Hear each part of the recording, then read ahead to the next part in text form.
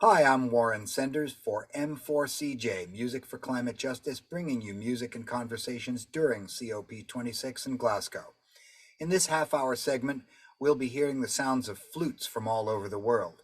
We'll hear flute players from Ghana, New York, Kathmandu, Mumbai, and Sulawesi, Indonesia. But let's begin with a short clip from Joshua Geisler, who's a Hindustani classical flute player based in New York.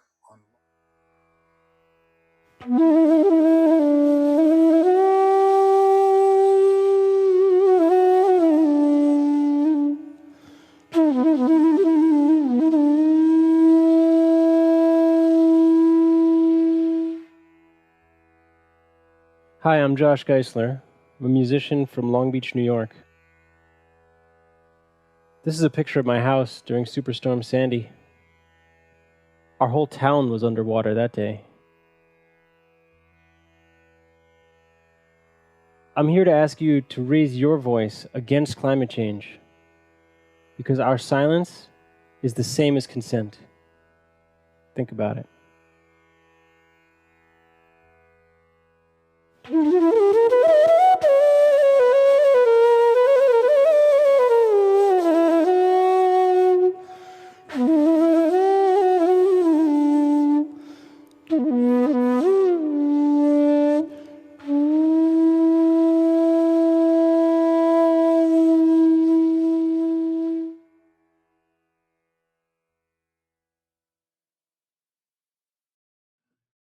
That was Josh Geisler, a Hindustani musician specializing in the bamboo flute, playing from his home in Long Beach, New York. Up next is one of a set of clips collected for us by Palmer Keane, an ethnomusicologist based in Indonesia. He's brought us a clip of Saprin Ojo, a flute player from central Sulawesi. Hi, I'm Palmer Keane from Aral Archipelago, introducing a piece called Kobi no Ragi by Saprin Ojo, a Kaili musician who plays a traditional bamboo flute called lalove. Ojo hails from Palu in central Sulawesi, Indonesia, an agrarian culture where everything from music to the food on the table is tied to the crops. Locals find every aspect of their lives impacted by the shifting of seasonal rainfall brought on by climate change. Please fight for climate justice to help preserve their livelihoods, traditions, and ways of life.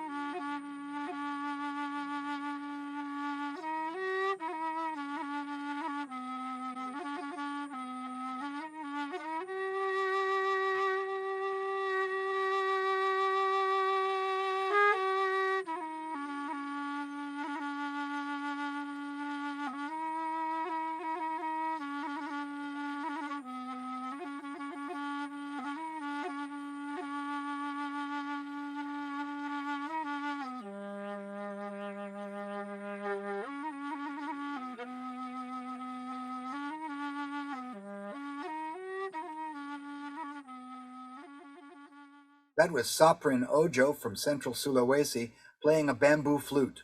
Up next, Rajiv Raja, a jazz flute player from Mumbai, with his own composition, Prayer for the Planet. Hi, my name is Rajiv Raja, and I'm a flautist who lives in Mumbai, India.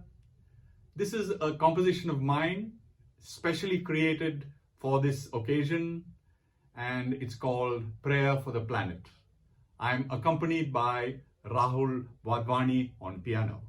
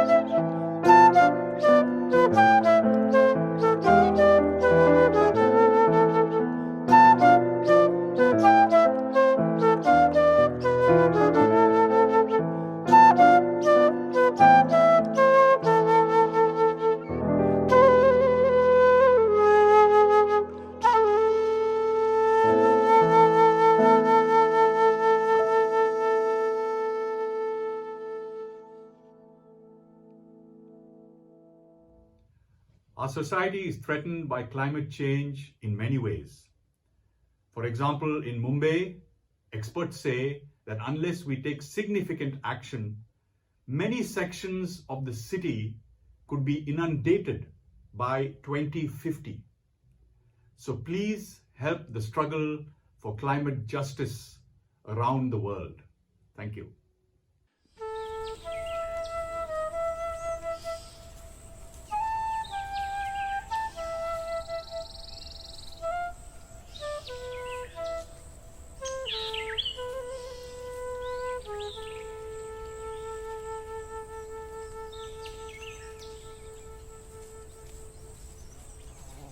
That was Rajiv Raja, a jazz flute player based in Mumbai. Up next, we'll hear Nana del Retorno from the Spanish-Nepali fusion group Juni Kathmandu, featuring the voice of Maria Fajardo, the keyboards of Abhishek Bhadra, the guitar of Moa Edmonds, and the bamboo flute of Tomas Carrasco.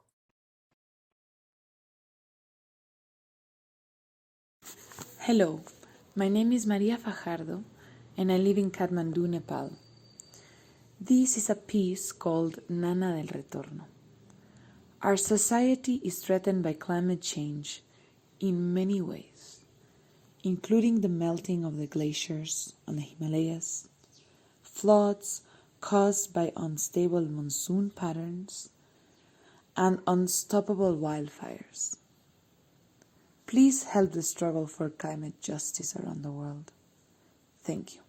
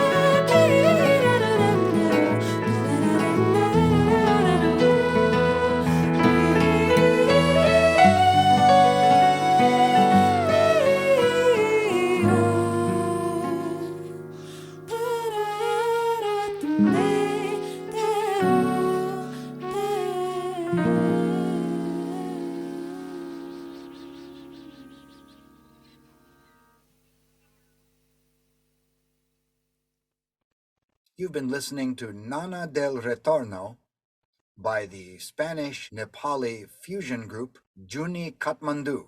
Up next is a solo flute player from New York City, Cheryl Pyle, who's contributed a piece called Our Changed Horizon. Hello, my name is Cheryl Pyle, and I'm going to play a piece called Our Changed Horizon.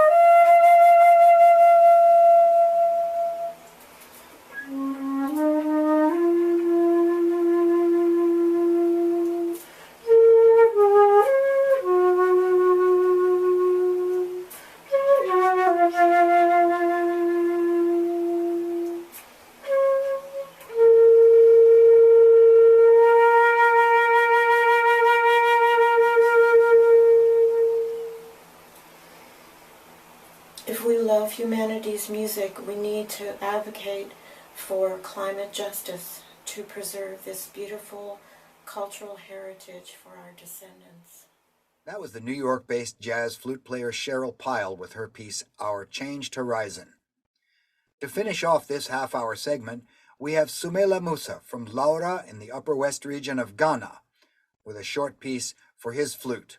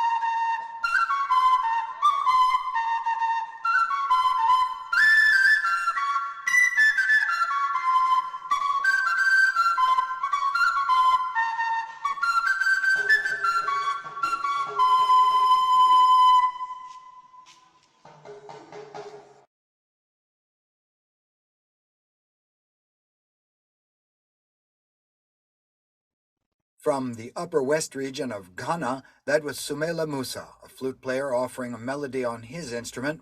I'm Warren Senders for M4CJ, Music for Climate Justice. We've just finished a half-hour segment featuring flute music from all over the world, with flute players ranging from Ghana to New York City to Kathmandu and Mumbai and central Sulawesi in Indonesia. All this music depends on a stable climate to survive. We're depending on you to make a meaningful and robust climate agreement so that music and our valuable cultural heritage can be passed on to future generations. Thank you for listening.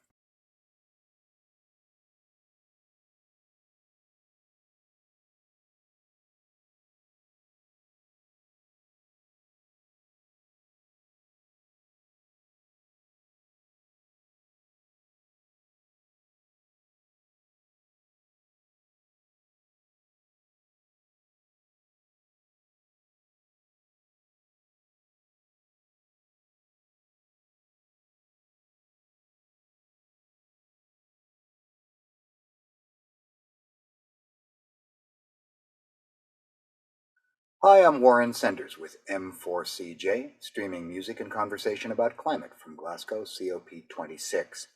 In this segment, we'll be looking at a variety of dance performances, beginning with the Ghanaian traditional dance of Enoch Lucky Agbeli.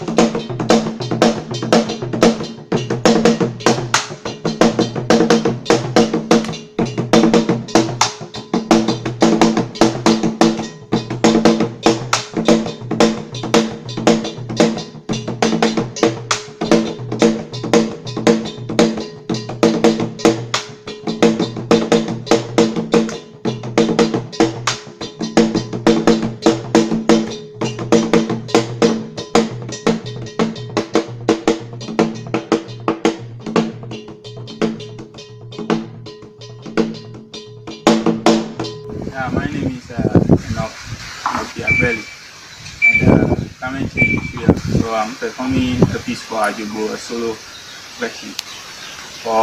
The name of the variation is Madura with guitar. Thanks.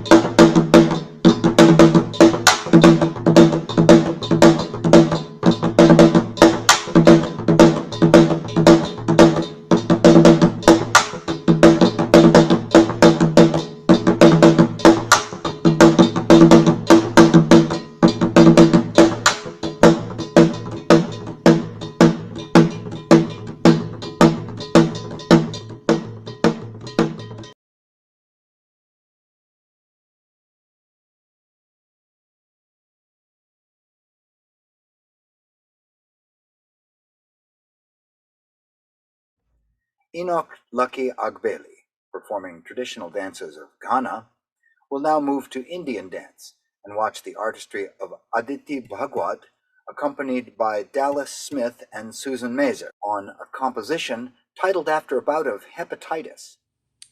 Hello, I'm Dallas Smith, and it's my pleasure to introduce our performance of Musicians for Climate Justice.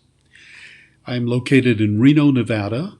The music you're going to hear was produced by myself playing the Indian bansuri, bamboo flute, and my wife, Susan Mazer, who plays the electroacoustic harp. And we are joined by a musician, a dancer from Mumbai, India, who created a dance performance to our music. Her name is Aditi Bhagwat, and she dances in the North Indian Kathak dance style. The piece you're going to hear is a composition of our Swedish friend Christian Paulin, a piece called Yellow Fellow, which he wrote when he was suffering from hepatitis.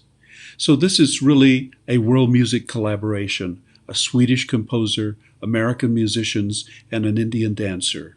Enjoy Yellow Fellow.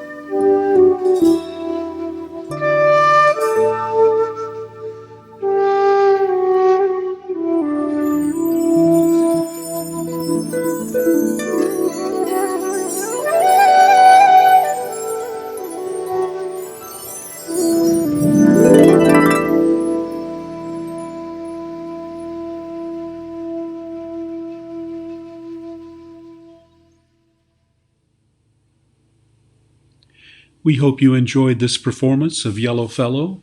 I'd like to say a few words about the climate justice and climate change. Here in Reno, Nevada, USA, we have been afflicted by terrible forest fires in California and Nevada. It's resulted in plumes of acrid smoke that were very strong in our area, but are so extensive that they stretched all the way across the United States. This is the new reality of climate change.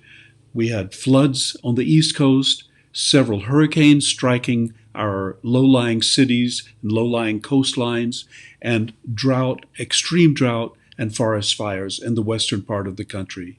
So we hope you will join the Musicians for Social Justice in our efforts to address climate change wherever you are. Thanks for listening and viewing our performance. Traditional Indian dance in a new repertoire piece, Aditi Bhagwat, accompanied by Dallas Smith and Susan Mazer, will now go back to Ghana and see Promise Gati as he dances and sings, again in a traditional Ghanaian style.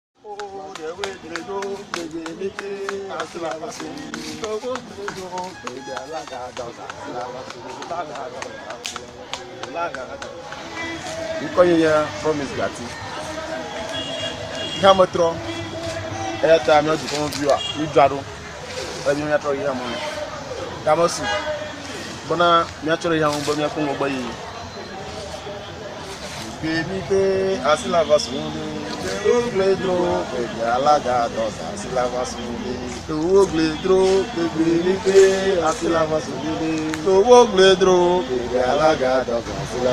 Oh, Laga does Asila Vasuni. Laga does. Oh, the way they go, baby, Asila Vasuni. Ugledro, baby, Alaga does Asila Vasuni. Laga does. Oh, the ugly dog, the ugly dog, I was doing the ugly dog, the Alaga does, oh, Laga does, oh, Laga does, oh, Laga does, oh, the ugly dog, the ugly dog, I was doing.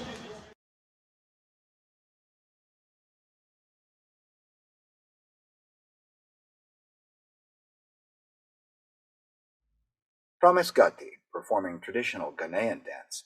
We now move to Lithuania, and the composer Milda Vitartaitė introduces the piece that she wrote to accompany dancer and choreographer Vedamante Gruditya, Plastic Bag Odyssey.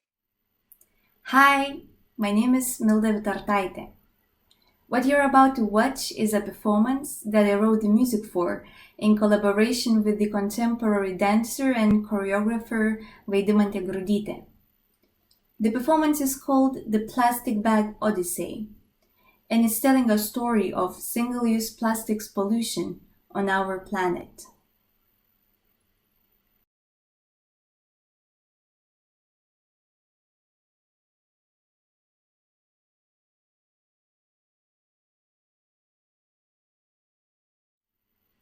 Hi, my name is Milda Vitartaitė. What you're about to watch is a performance that I wrote the music for in collaboration with the contemporary dancer and choreographer Vaidimantė Grudytė. The performance is called The Plastic Bag Odyssey and is telling a story of single-use plastics pollution on our planet.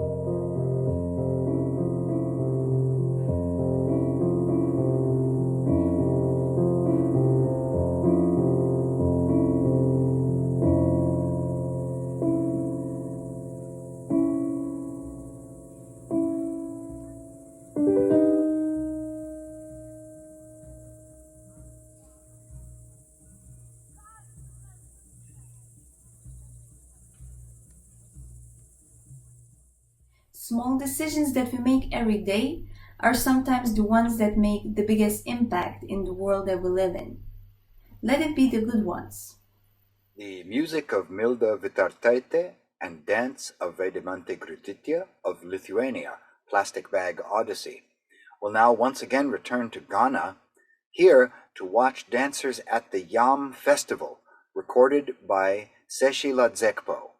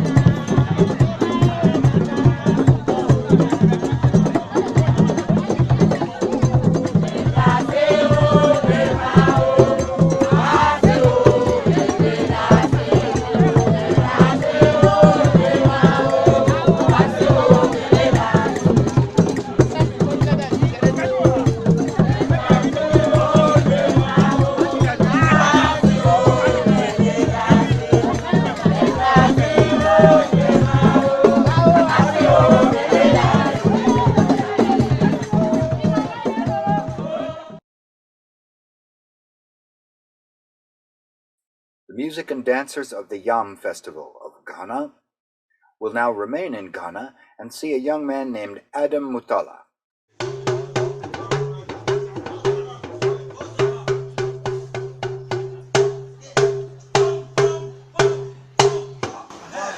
My name is Adam Mutala.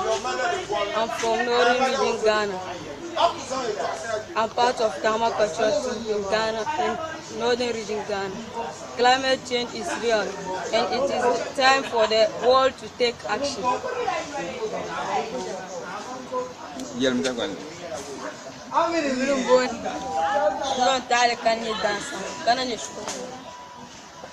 I'm attending Police Garage Junior High.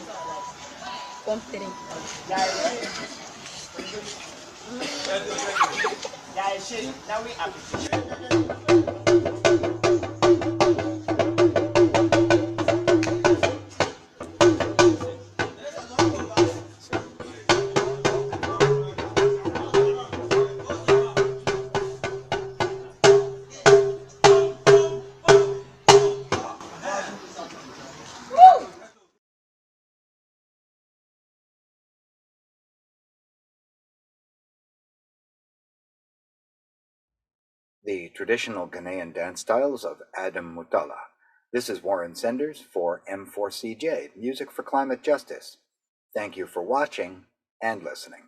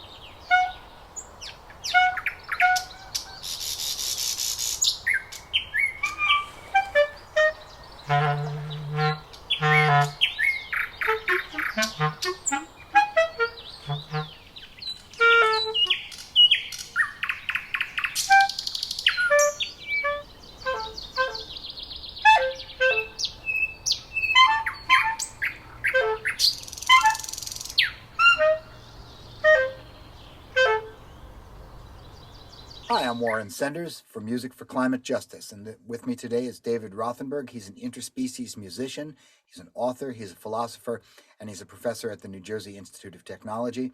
David, welcome. I'm looking forward to finding out more about what you do, how you do it, what got you into doing it, and where you see it going in the future. Thanks for inviting me, Warren. It's an amazing project you got here. This is the time to be doing it. There's no bad. Well, we should have been doing it 50 years ago. That's true. So tell me a little bit about the germination of interspecies music. When did it become real for you? Well, I think that, I guess as a little kid, my family moved from New York to Connecticut. Then I spent a lot of time wandering in the woods and got really interested in connecting to nature and would listen to the sounds and such. But it wasn't until I was in high school that I learned that there was a musician living nearby who played music with wolves and whales. And his name was Paul Winter. He lived pretty close to where I was. And so I thought, this sounds cool. I should do this. And so I got to know him when I was in high school and realized like this could be a fun thing to do. And I started playing along with natural sounds and got interested in this. But that being said, it was many years before I got back to it. It was in the back of my mind until I met another pioneer of a similar generation, R. Murray Schafer, the Canadian composer. He died earlier this year. He passed away this year. He was a great character, and I happened to be at the Banff Center for the Arts on a residency in 1991, and he came by. And there I realized there was a world of cool people doing music with nature. I wanted to be part of this. It wasn't just Paul Winter, Murray Schafer. It was a whole group of people. Not a huge group, but all over the world. And I kind of wanted to be one of these people. And that's why I started moving in that direction. The overwhelming perception of interspecies music, it's either birds or mammals. And you wound up discovering something about insects. Well, I think insects are the most obvious choice because they're probably the oldest musicians that people really hear because they've been around for millions of years before birds or mammals, and they make all these rhythmic, percussive sounds that clearly would have been there when humans started making music. It's traditional to say that, our rhythms that we like come from walking or the heartbeat. I think they come from bugs. You're hearing in the rainforest, on the savannah, everywhere. Bugs are making sound. And people actually love rhythm and noise together. Mm-hmm. And I think we evolved this love in the midst of bugs. To appreciate this kind of sound as not unwanted noise, but a kind of music, kind of necessary music, because it's necessary for them. This is the culmination of 17 years underground. They've been alive for 17 years. This guy, 17 years has been underground. Now he's come out for just a few weeks to sing, fly, mate, and die. And it's just this amazing aspect of the cicada's life that has been celebrated for thousands of years. There's poems from all over the world, particularly in Chinese and Japanese, about this incredible singing and music of the cicada for such a short time, and then it's gone.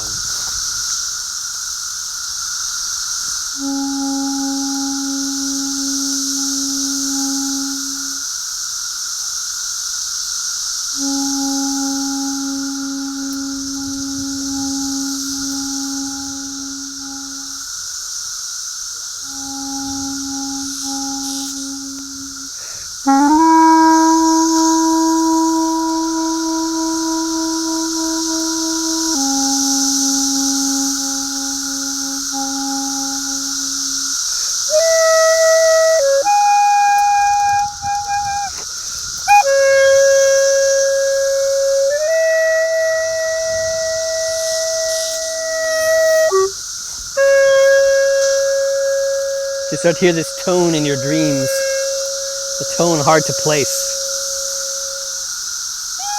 in between C and C sharp.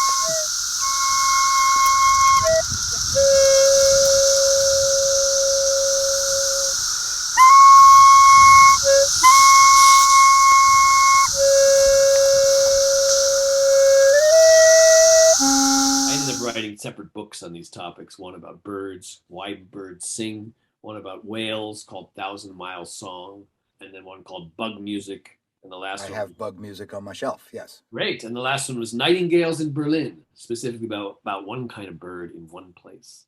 Well, I think the thing that perhaps strikes people as unusual or interesting about working with insects is that you're working with a collective intelligence rather than that bird over there or that particular wolf sitting on that particular rock.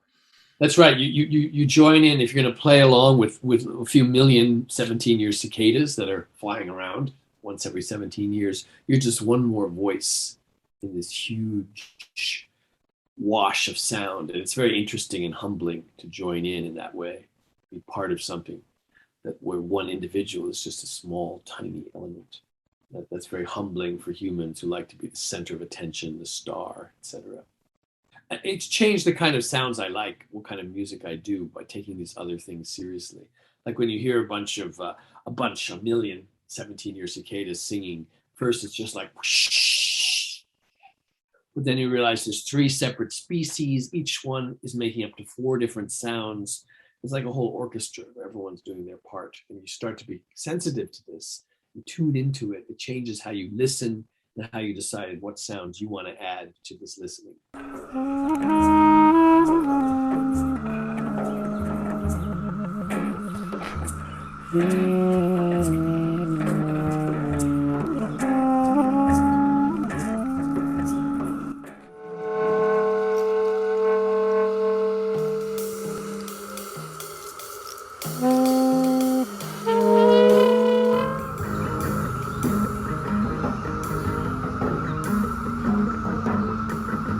When we're all together doing this, we're combining human musical ideas with nature's musical ideas.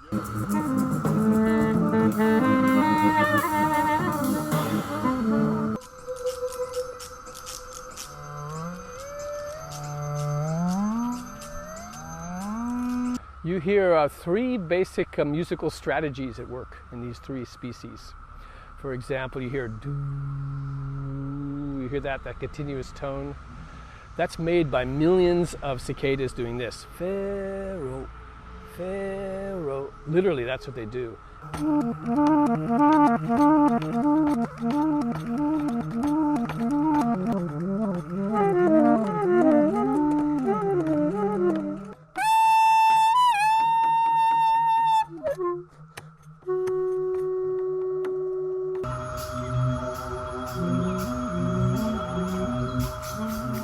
Now we hear something unusual.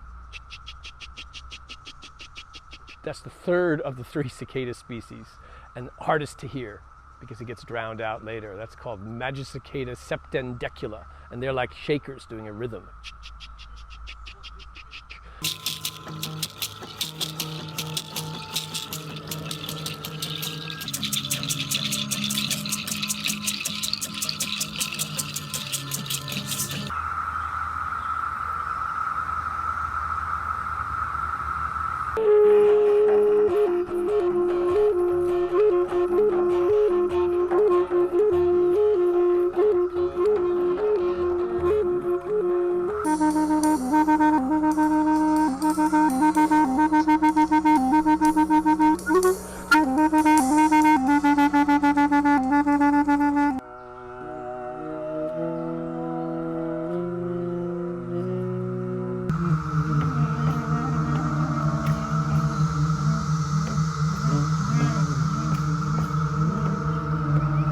To hear is one called Magicicada cassini. An individual goes kind of noisy. But then when you have millions of them, they synchronize in waves of noise.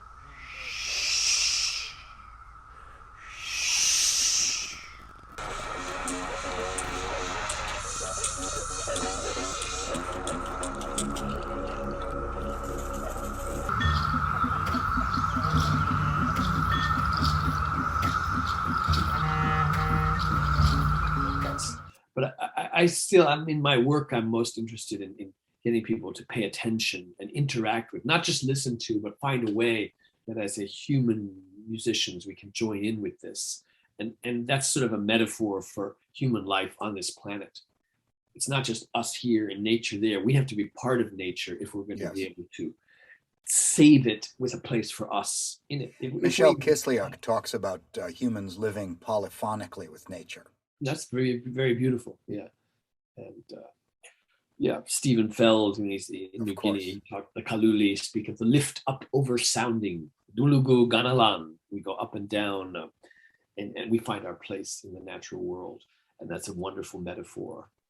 Really, when you listen to Biaka polyphony, you can hear all of those natural sounds manifesting, I think. Yeah, I mean, you have people who live together with the sounds in their environment, and again, you have this metaphor like, oh, people can fit in and not stand out and not destroy, and they can do it with music as well as everything else. And first, I wrote this book, Why Birds Sing, and I was playing with birds in there. And after that, it seemed like people liked this bird book.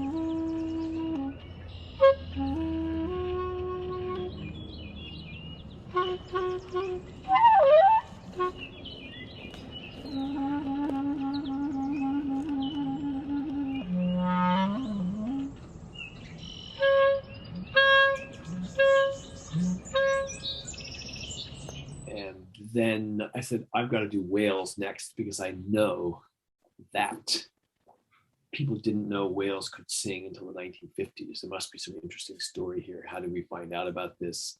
How did we, what happened when we all of a sudden knew whales could sing?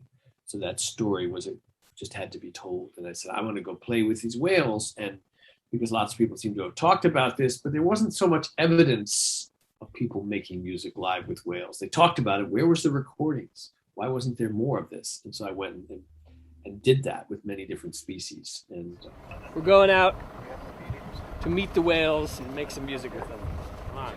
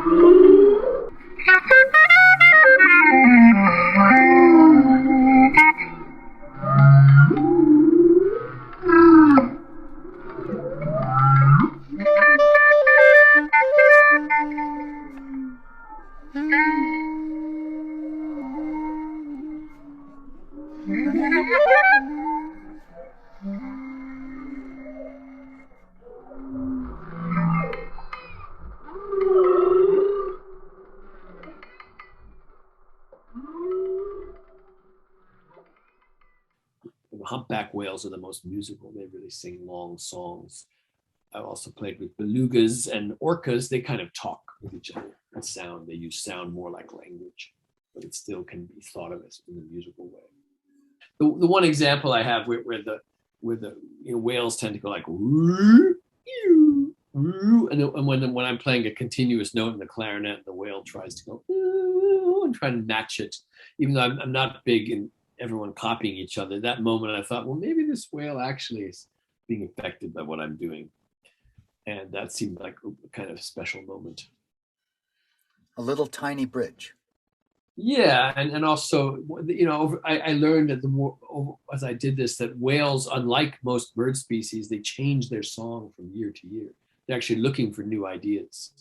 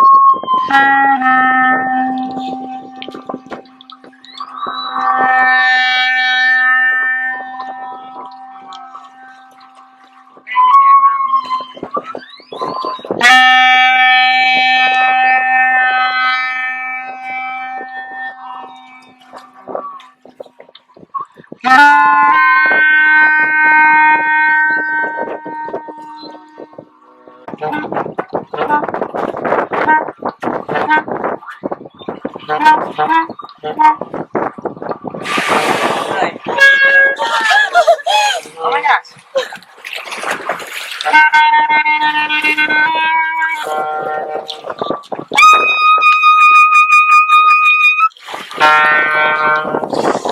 You can only do so much listening to nature before nature starts to listen back, I would think.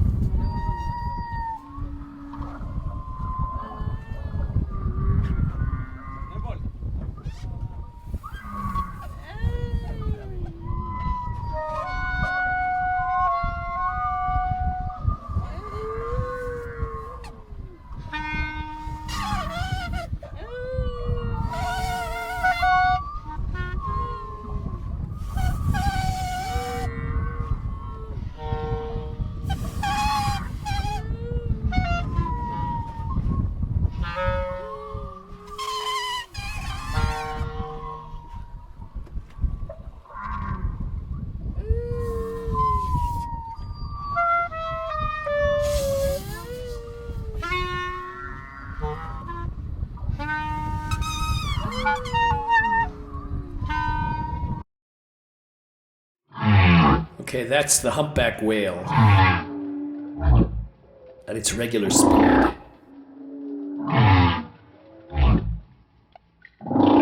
You'll find when you speed it up, raise the pitch,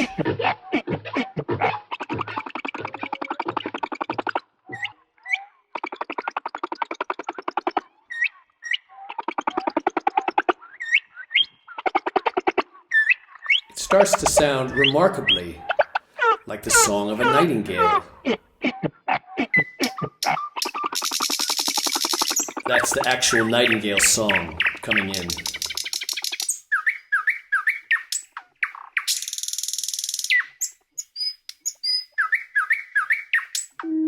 And here's the slowed down nightingale. It sounds quite a lot like a humpback whale.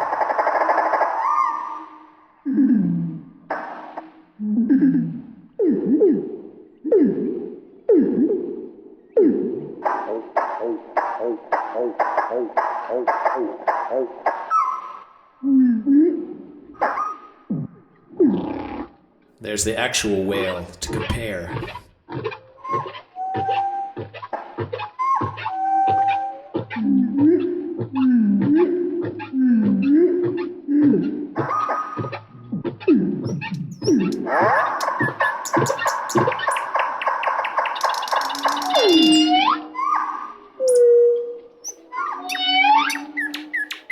Now you hear an even blend of nightingale and whale, their actual speeds, their slowed down, sped up speeds.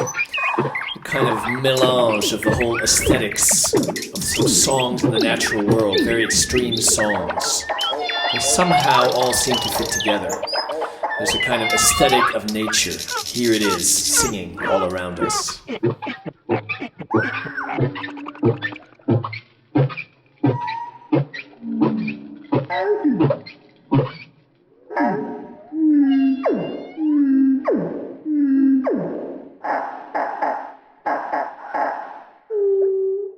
So what does it all mean? That in evolution, some aspect of the beautiful survives, not only what is expedient, necessary, and efficient. So, David, tell me something about the future of interspecies music in a world where climate change is transforming our natural environment this rapidly and this tragically. Well, you know, in my day job as professor at the New Jersey Institute of Technology, half the time I'm teaching weird music classes, but the other half the time I'm teaching philosophy classes about contemporary issues. And we're talking about climate change and so this is something I've been thinking about right now. You know, this is a tremendously difficult question for students to consider. Like, what climate change? We can't do anything about it, even if we stop all emissions right now. Look at all the disasters that are coming. Don't tell us this. What are we supposed to do? And, you know, we try and wrestle with this. And I just tell them, all of you, whatever you're doing, part of your life is going to be about dealing with this new situation. And although one can easily be pessimistic getting all this information, you know, at the same time, we just have to work as hard as possible to make a difference here. And say, if you're a musician, you know, go out there and make music with the sounds of other species that are also musicians. And yes, it's a tragic time. So many species are disappearing, but others are not. Others are thriving, and we can understand them. And we can, you know, in the 1960s, a lot of people cared about nature. That was the birth of the modern environmental movement. But, you know, whales were not discussed until Whale Song and the famous album Songs of the Humpback Whale was released by Scott McVeigh and Roger Payne. It became a major hit. It was like a multi-platinum best-selling nature recording, and people said, my God, whales can sing. And Scott McVeigh went to Japan and met with whaling executives and was on national TV playing these records of whale songs. And some of these whaling, you know, magnates burst into tears saying, I'm so sorry, we didn't know. And it was the song of the whale that helped people learn to stop killing whales. And sure, some countries are killing whales now, but their numbers have bounced back tremendously because we by 1986, took a little while, we set a worldwide moratorium on whaling. which is followed by most countries of the world, and we're killing far fewer whales than we used to because of the song. It was the music that did it, and that can happen with so many other species. So climate change is this huge challenge, but the more we value, the more we think of insects as beautiful musicians, the more we'll be worried about their disappearing numbers, and do what we can to change the situation. I'm seeing all around in the city and in suburbia, new sort of pollinator gardens are being set up. Wild flowers are being planted, native species to change in little ways what we can do with the ecology. And I'm seeing so many more people get interested. Even in this terrible pandemic time when you weren't allowed to go anywhere, so many people are getting out into nature. So many musicians are recording the sounds of nature and listening and trying to connect to the places they live in. My latest project is about underwater pond sounds, which is something you can find anywhere. You stick a hydrophone underwater, you hear this cool mixture of plants and animals. And you don't have to travel to Hawaii to play music with whales or Australia to play with lyrebirds. You can go right in the woods nearby and hear mysteries. 90% of the natural sounds in your average pond are unknown to science. Can you believe that? They're right here. No one's been able to figure out who's making all the sounds, what plants, what insects. So you can't tell where it's coming from. Like, it's amazing. We don't know this unknown, beautiful, crazy noise and rhythm. And it's really interesting, very beautiful that, we just don't know what they are. I love that. I love that there's so much unknown right around. That's fantastic. Well, that gives us something to think about in a positive way. And I'm really grateful to that. David Rothenberg, it's really been a pleasure talking with you today. Thank you so much for coming on and spending time with us. Yeah, thanks a lot. And good luck with the whole project. And I hope it becomes something we can tune into for a long time to come and learn about all this cool stuff going on. Me too.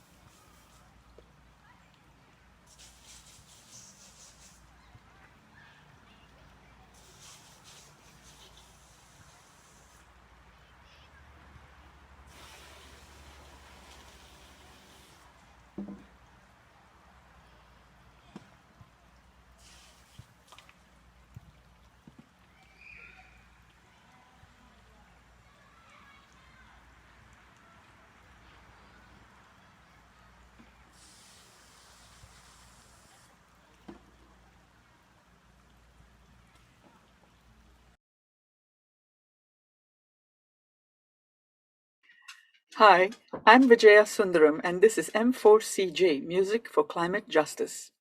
In this segment, we'll hear groups of short performances by saxophonists, drummers, and poets in that order.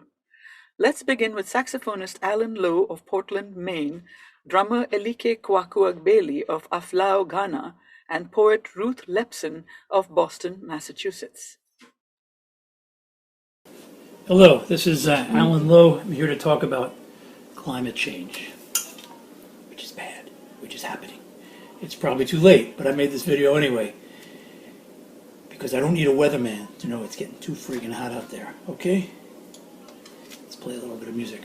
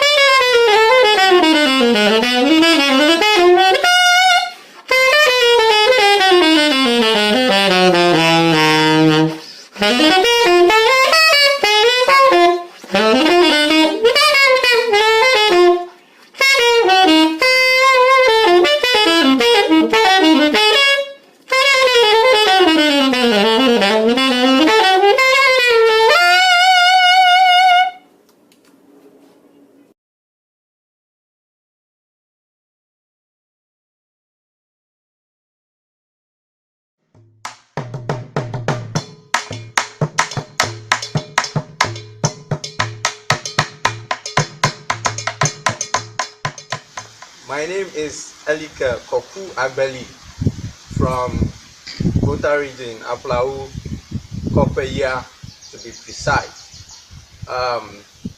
Climate change is real, so it's time for the world to take action. And I'm going to play one of our traditional pieces, which is Humsago. Humsago. So sit back and enjoy.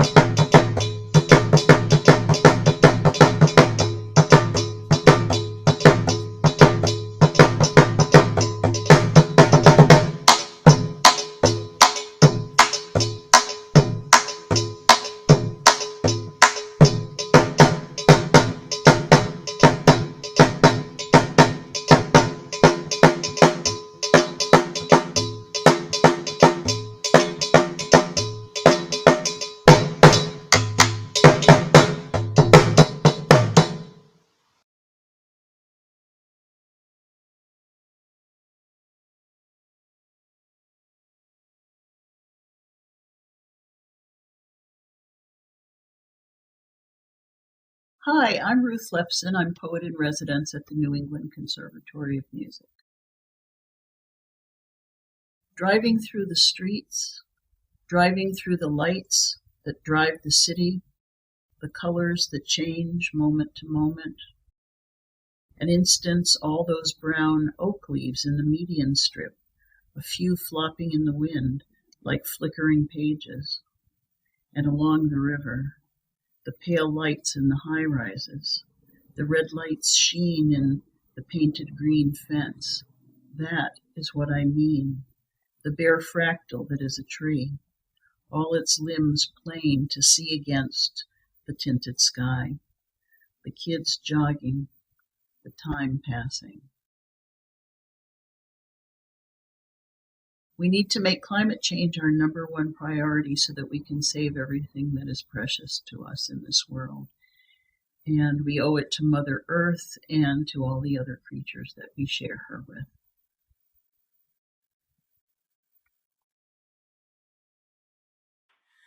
Ruth Lepson of Boston reading her poetry, and preceded by Elike Kwaku Agbeli of Ghana and Alan Lowe, who was living in Portland, Maine when he recorded for us. Next up is saxophonist Ken Field of Cambridge, Massachusetts. He is followed by Ghanaian djembe player Kojo Yebioso and poet Philip Kineholz of Peterborough, Ontario, Canada.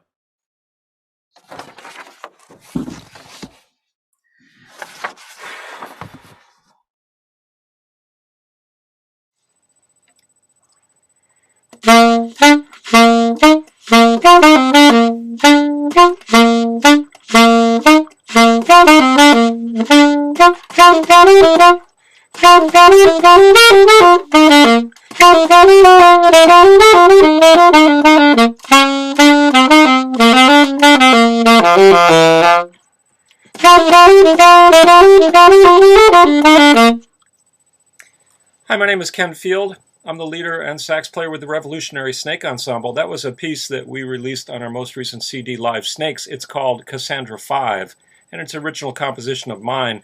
It's based on the myth of Cassandra. Cassandra was a Greek figure in myth who was given the blessing that she could foretell the future, but she was given the curse that no one would believe her. This is really has something in common with what's going on with human-caused climate change at this very moment on our planet. Many people have a very clear understanding of what's the cause of climate change, of the progression of climate change, and the reality of climate change. However, unfortunately, there are many people who do not believe what's going on, who refuse to believe the facts. And my message to you is that you need to spread the information that backs up the scientists and the scientific perspective on climate change, and take some action both in terms of your daily life and in terms of spreading the word and trying to convince people who who refuse to believe what's going on, trying to help them along and understand what's happening. Thank you.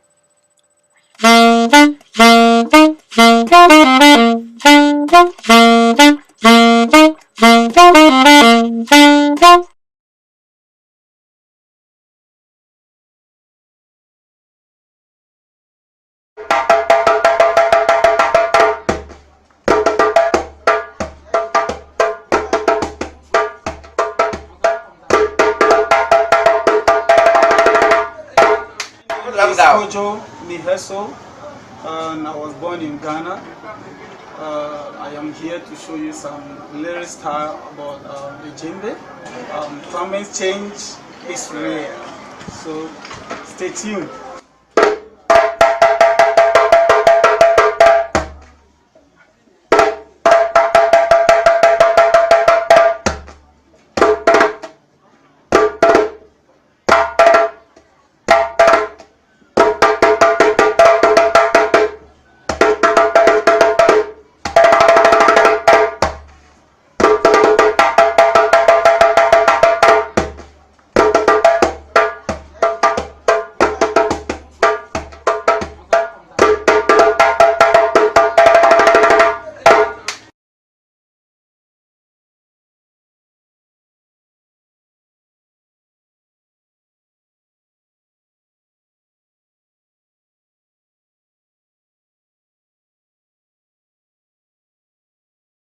How continue now saying? How continue now saying we are separate from the storm when it envelops our entire being, sweeping away our vehicles, carries them off down the torrent of the streets, catches our loved ones torn away? We became grieving atoms in the maelstrom, each a contributor in our grasp for matter, for goods, for economies of scale, for the caress of that invisible hand of commerce that deposits products into our holiday basket. Now, driven before the drenching weather, tossed part and parcel of a reclaiming unity magnified in awe, alienated expellees, ceaseless hungering. And as we have turned away from the wild, it has returned upon us, saying, to embrace me, to be with me, no longer enemy, now compatriots in field of relation. Poet Philip Kindholz of Ontario, preceded by drummer Kojo Yebioso of Ghana and saxophone player Ken Field of Cambridge, Massachusetts. Now we'll hear from Philippe Chrétien, originally of France and now living in Hopkinton, Massachusetts. He'll be followed by Nani Agbeli of Ghana and Ed Moose Savage of Lynn, Massachusetts. My name is Philippe Chrétien. I'm a jazz musician, live in Boston. And my message is to be mindful about our consumption and destruction of the environment, and respect the earth that gives us so much. So this is a blues that I wrote for my nephew, who's a 7-year-old kid that lives in France, a trumpet player. And it's one's called Blues for Valentin, Blues pour Valentin. And my name is Philippe Chrétien.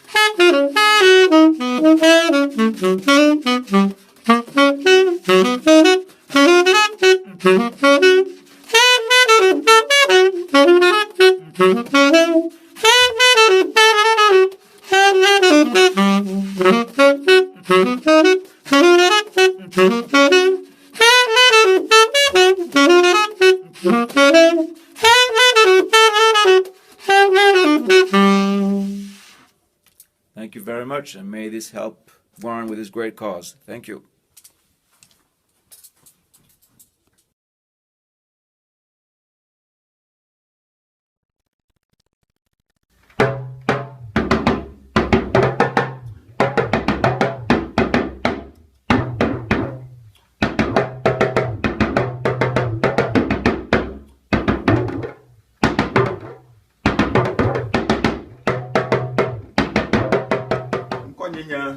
Nani Agbeli from Ghana, West Africa, live in Medford, Massachusetts.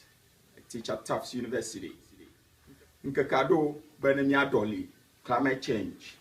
Plus Suba, Namiyo Migamiawa, Nakahama, Najaji, Nyawe, Wayiji.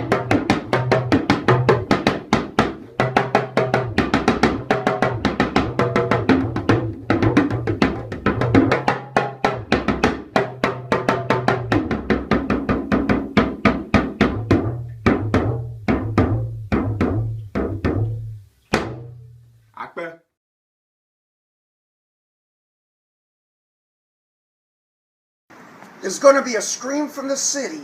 There's going to be a scream from the country. There's going to be a scream the whole world over. But the last scream you hear is going to be a lethal holler. A lethal holler. There's going to be a scream from the birdies. There's going to be a scream from the furry. There's going to be a scream that'll make you scurry. But the last scream you hear is going to be a lethal holler. A lethal holler. Hello, folks. My name is Ed Moose Savage from Lynn, Massachusetts. And it's time we took action on climate change. There's going to be a scream from the city. There's going to be a scream from the country. There's going to be a scream the whole world over. But the last scream you hear is going to be a lethal holler. A lethal holler. There's going to be a scream from the birdies. There's going to be a scream from the furry. There's going to be a scream that'll make you scurry. But the last scream you hear is going to be a lethal holler. A lethal holler. We've been told not to worry. We've been told not to hurry to tell the world about the danger. No need to show our anger. But with every ticking second, the end is approaching. You can gag our mouths from screaming. Tell us that we're dreaming. No one ever gets away from a lethal holler. A lethal holler. A lethal holler. A lethal holler. A lethal holler. A lethal holler. A lethal holler. A lethal holler.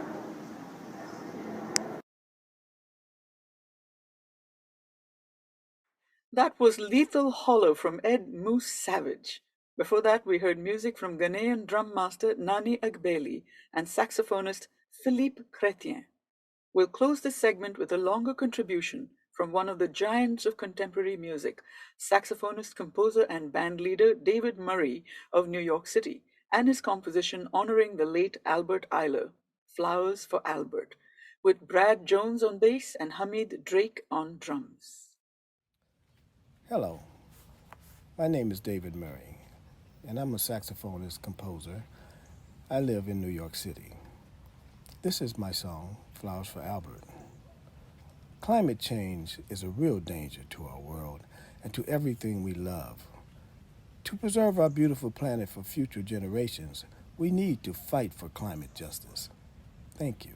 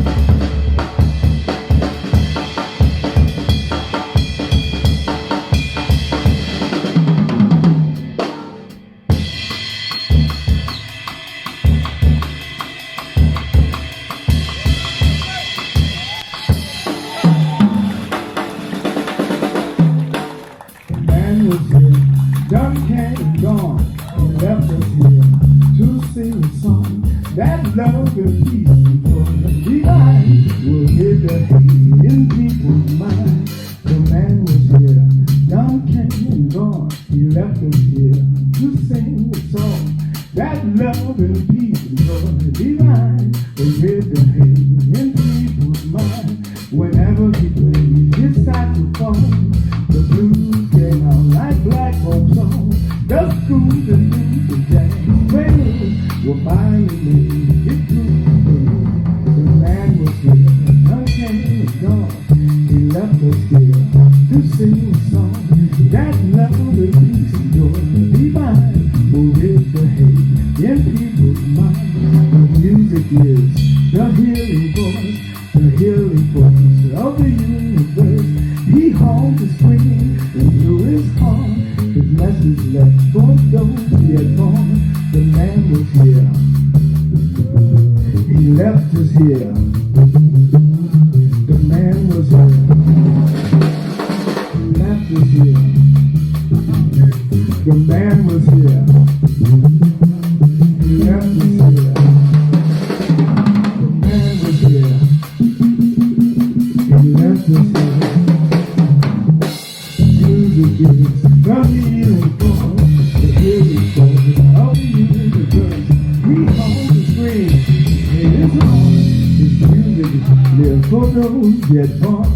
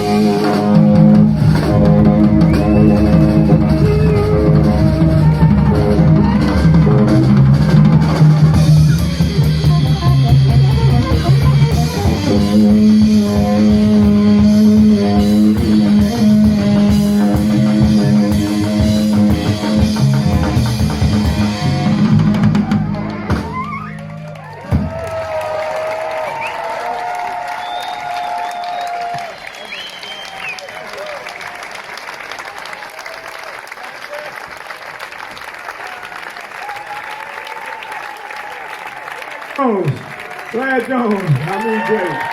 My name is David Mary. Well, thank you. Buona notte.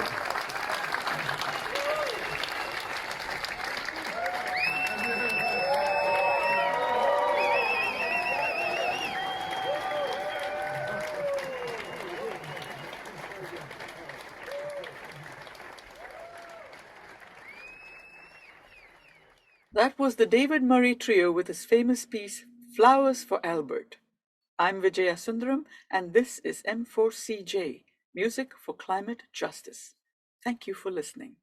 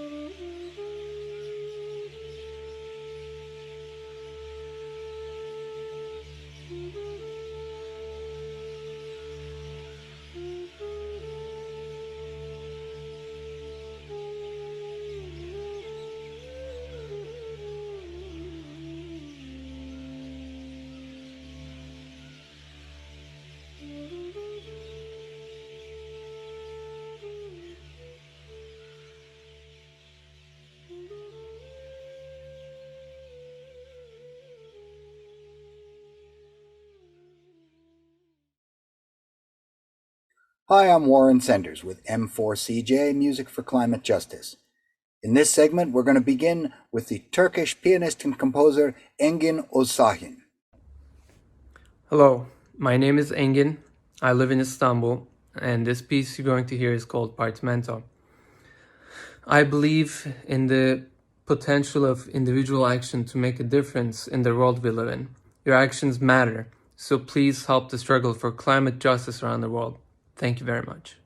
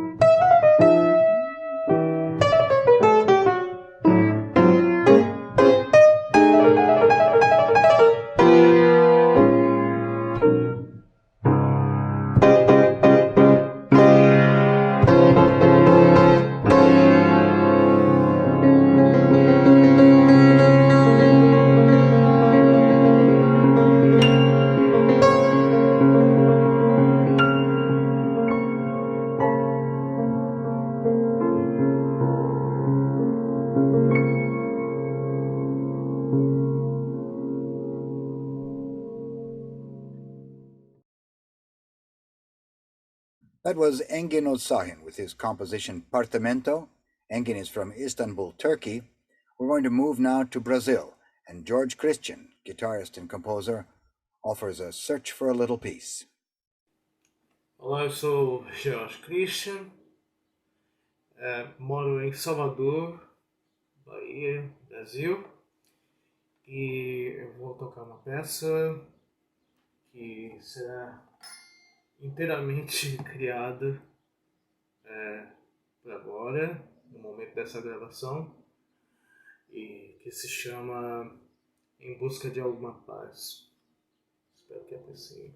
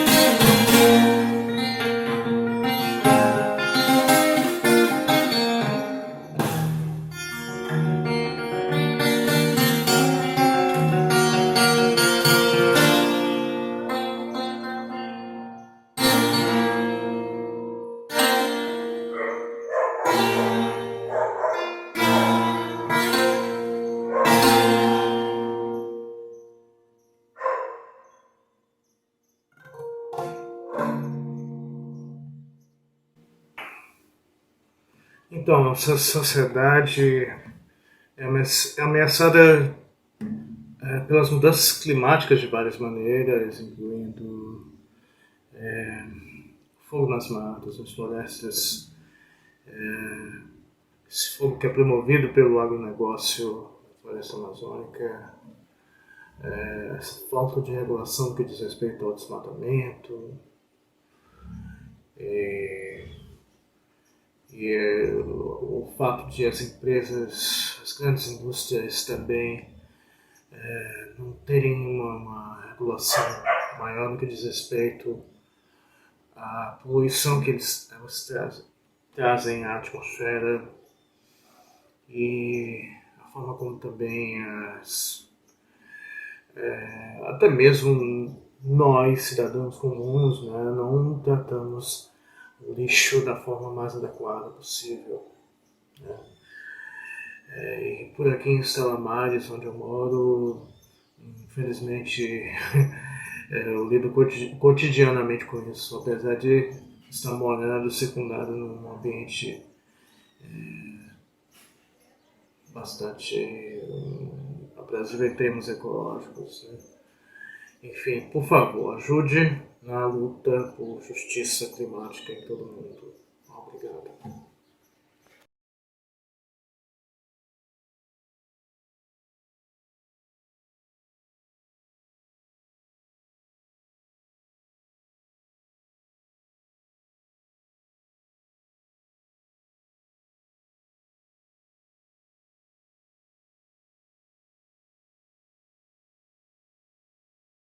From Brazil, George Christian, a guitarist and composer with his Search for a Little Peace.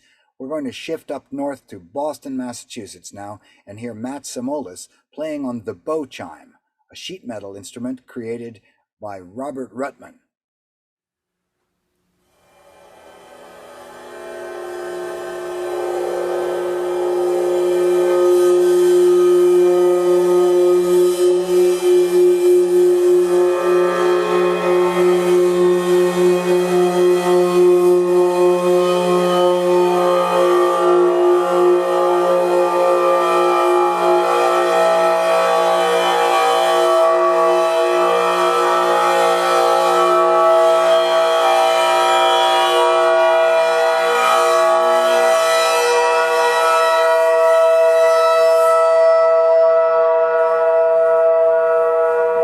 Hi, this is Matt Simolis in Boston. I just wanted to remind everybody that climate change is a very serious situation on this planet, and the time is now to make any kind of change that's possible.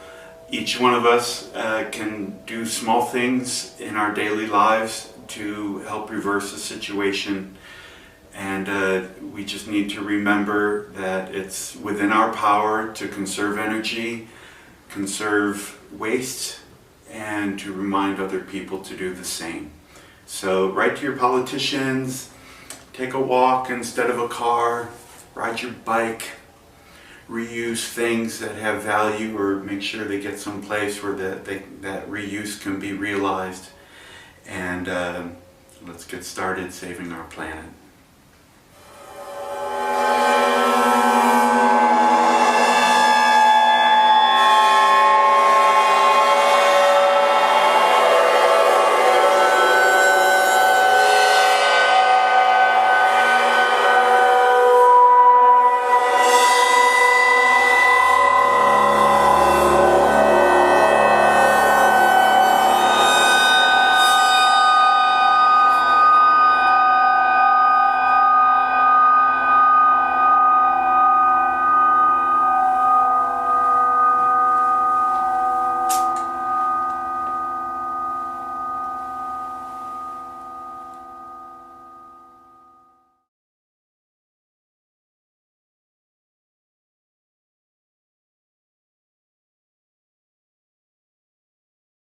That was Matt Samolis playing on the bow chime, a unique instrument made with bowed sheet metal created by the sculptor and musician Robert Rutman, who described the music they produced as American industrial folk music. Next we have Amin Moqdad, a violinist and composer from Baghdad, Iraq, with his extraordinary video and music, A Dream.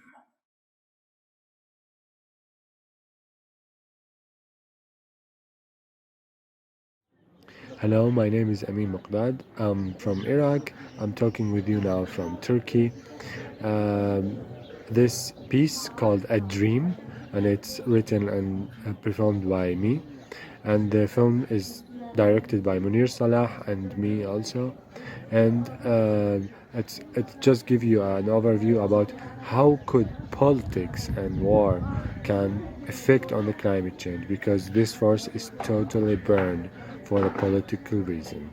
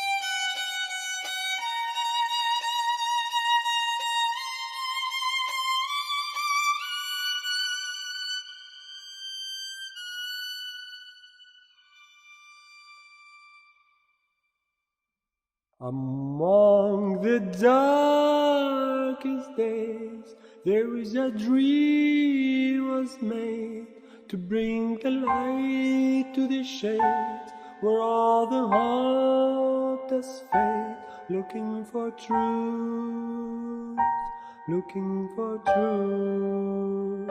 The dream has so big wings, the dream was loudly sings, lightening the sky with peace, spreading so much seeds over the land, over the land. They put the dreaming walls with all the free will souls, spreading so much fears. The land was full of tears. We lost the faith. We lost the faith. The nights were full of sounds coming from all around, calling for them to rise. The sky is out of clouds. Don't wait for the rain. Don't wait for the rain. Seeds were covered with tears were flowed. The dream was a blooming in China's gold. The seeds were covered. With tears were flowed. The dream was a blooming. The dream was a blooming in China's gold. In China's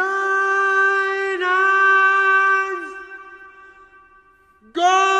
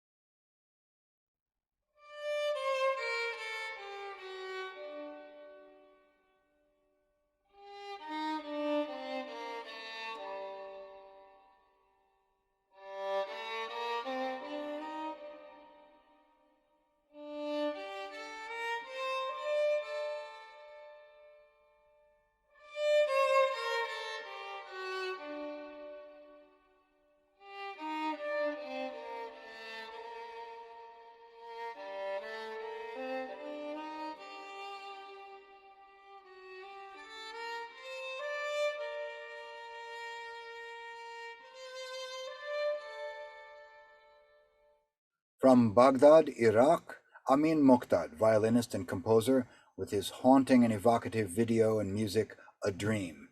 Now we'll move to New York and Damon Smith, a young songwriter and composer, with his piece, Frozen in Place. Hello, my name is Damon Smith. I live in New York City and my piece is called Frozen in Place. The Earth's temperature is increasing, sea levels are rising, and life on our Earth is in danger.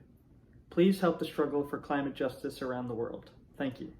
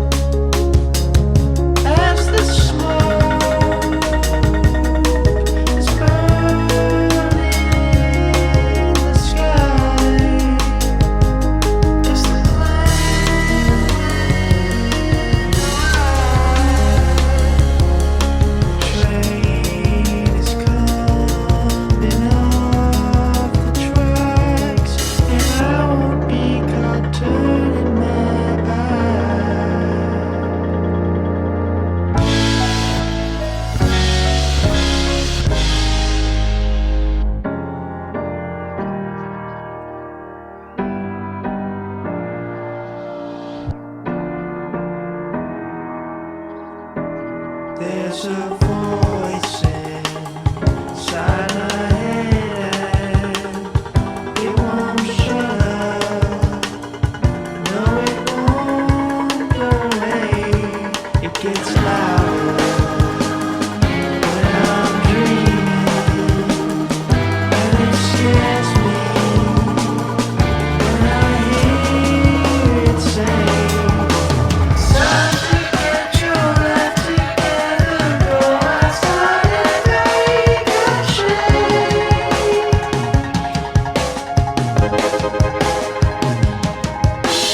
When it's time to face my fears, I'm frozen in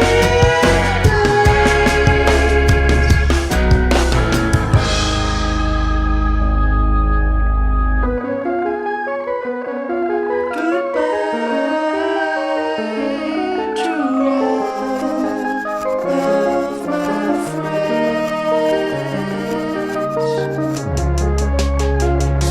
at least the ones who can live and pretend that this all won't end soon.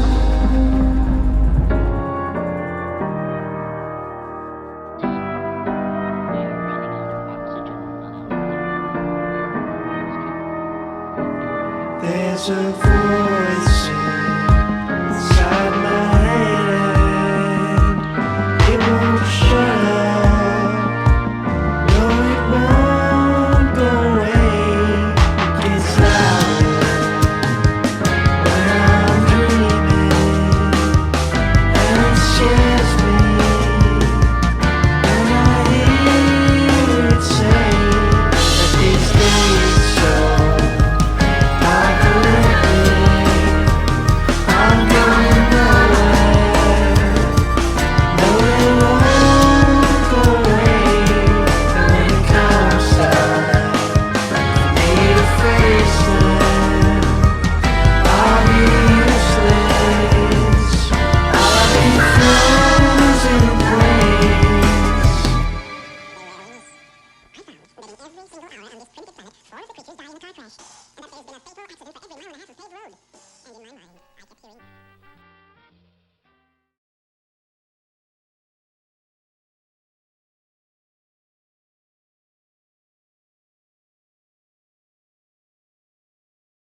From New York, USA, Damon Smith and his original song, Frozen in Place. This is Warren Senders with Music for Climate Justice, streaming music and conversation on climate here at COP26 in Glasgow. Thank you for listening.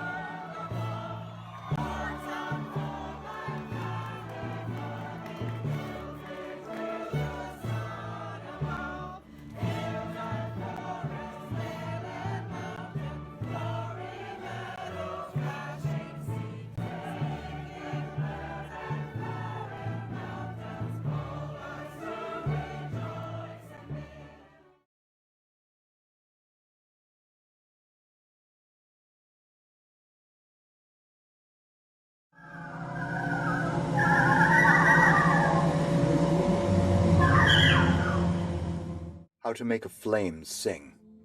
Start with a glass tube of suitable size open at both ends. Light a gas burner or similar source of flame and insert it partway into the tube.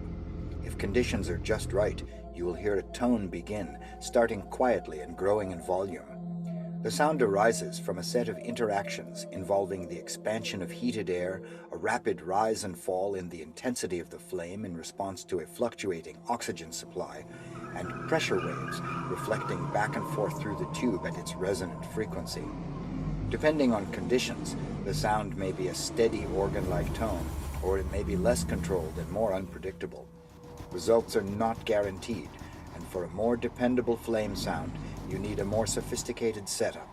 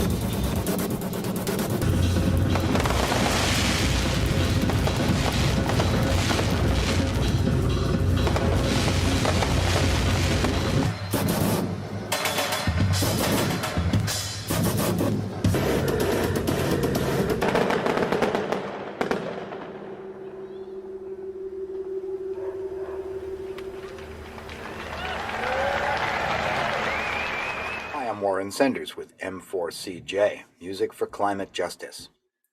Well, I heard about the French sound artist Michel Mollia and his work with the fire organ, described in Bart Hopkins' book as a vast pyramidal structure with hundreds of tubes rising 30 feet into the air. Bart Hopkins' book on experimental musical instruments was published in 1996, so I didn't know whether Michel Mollia was still operating, but I tracked him down and emailed him, and he very kindly agreed to answer some questions for me, noting only that his English was not up to the task, so that if I gave him the questions in writing, he'd respond in French.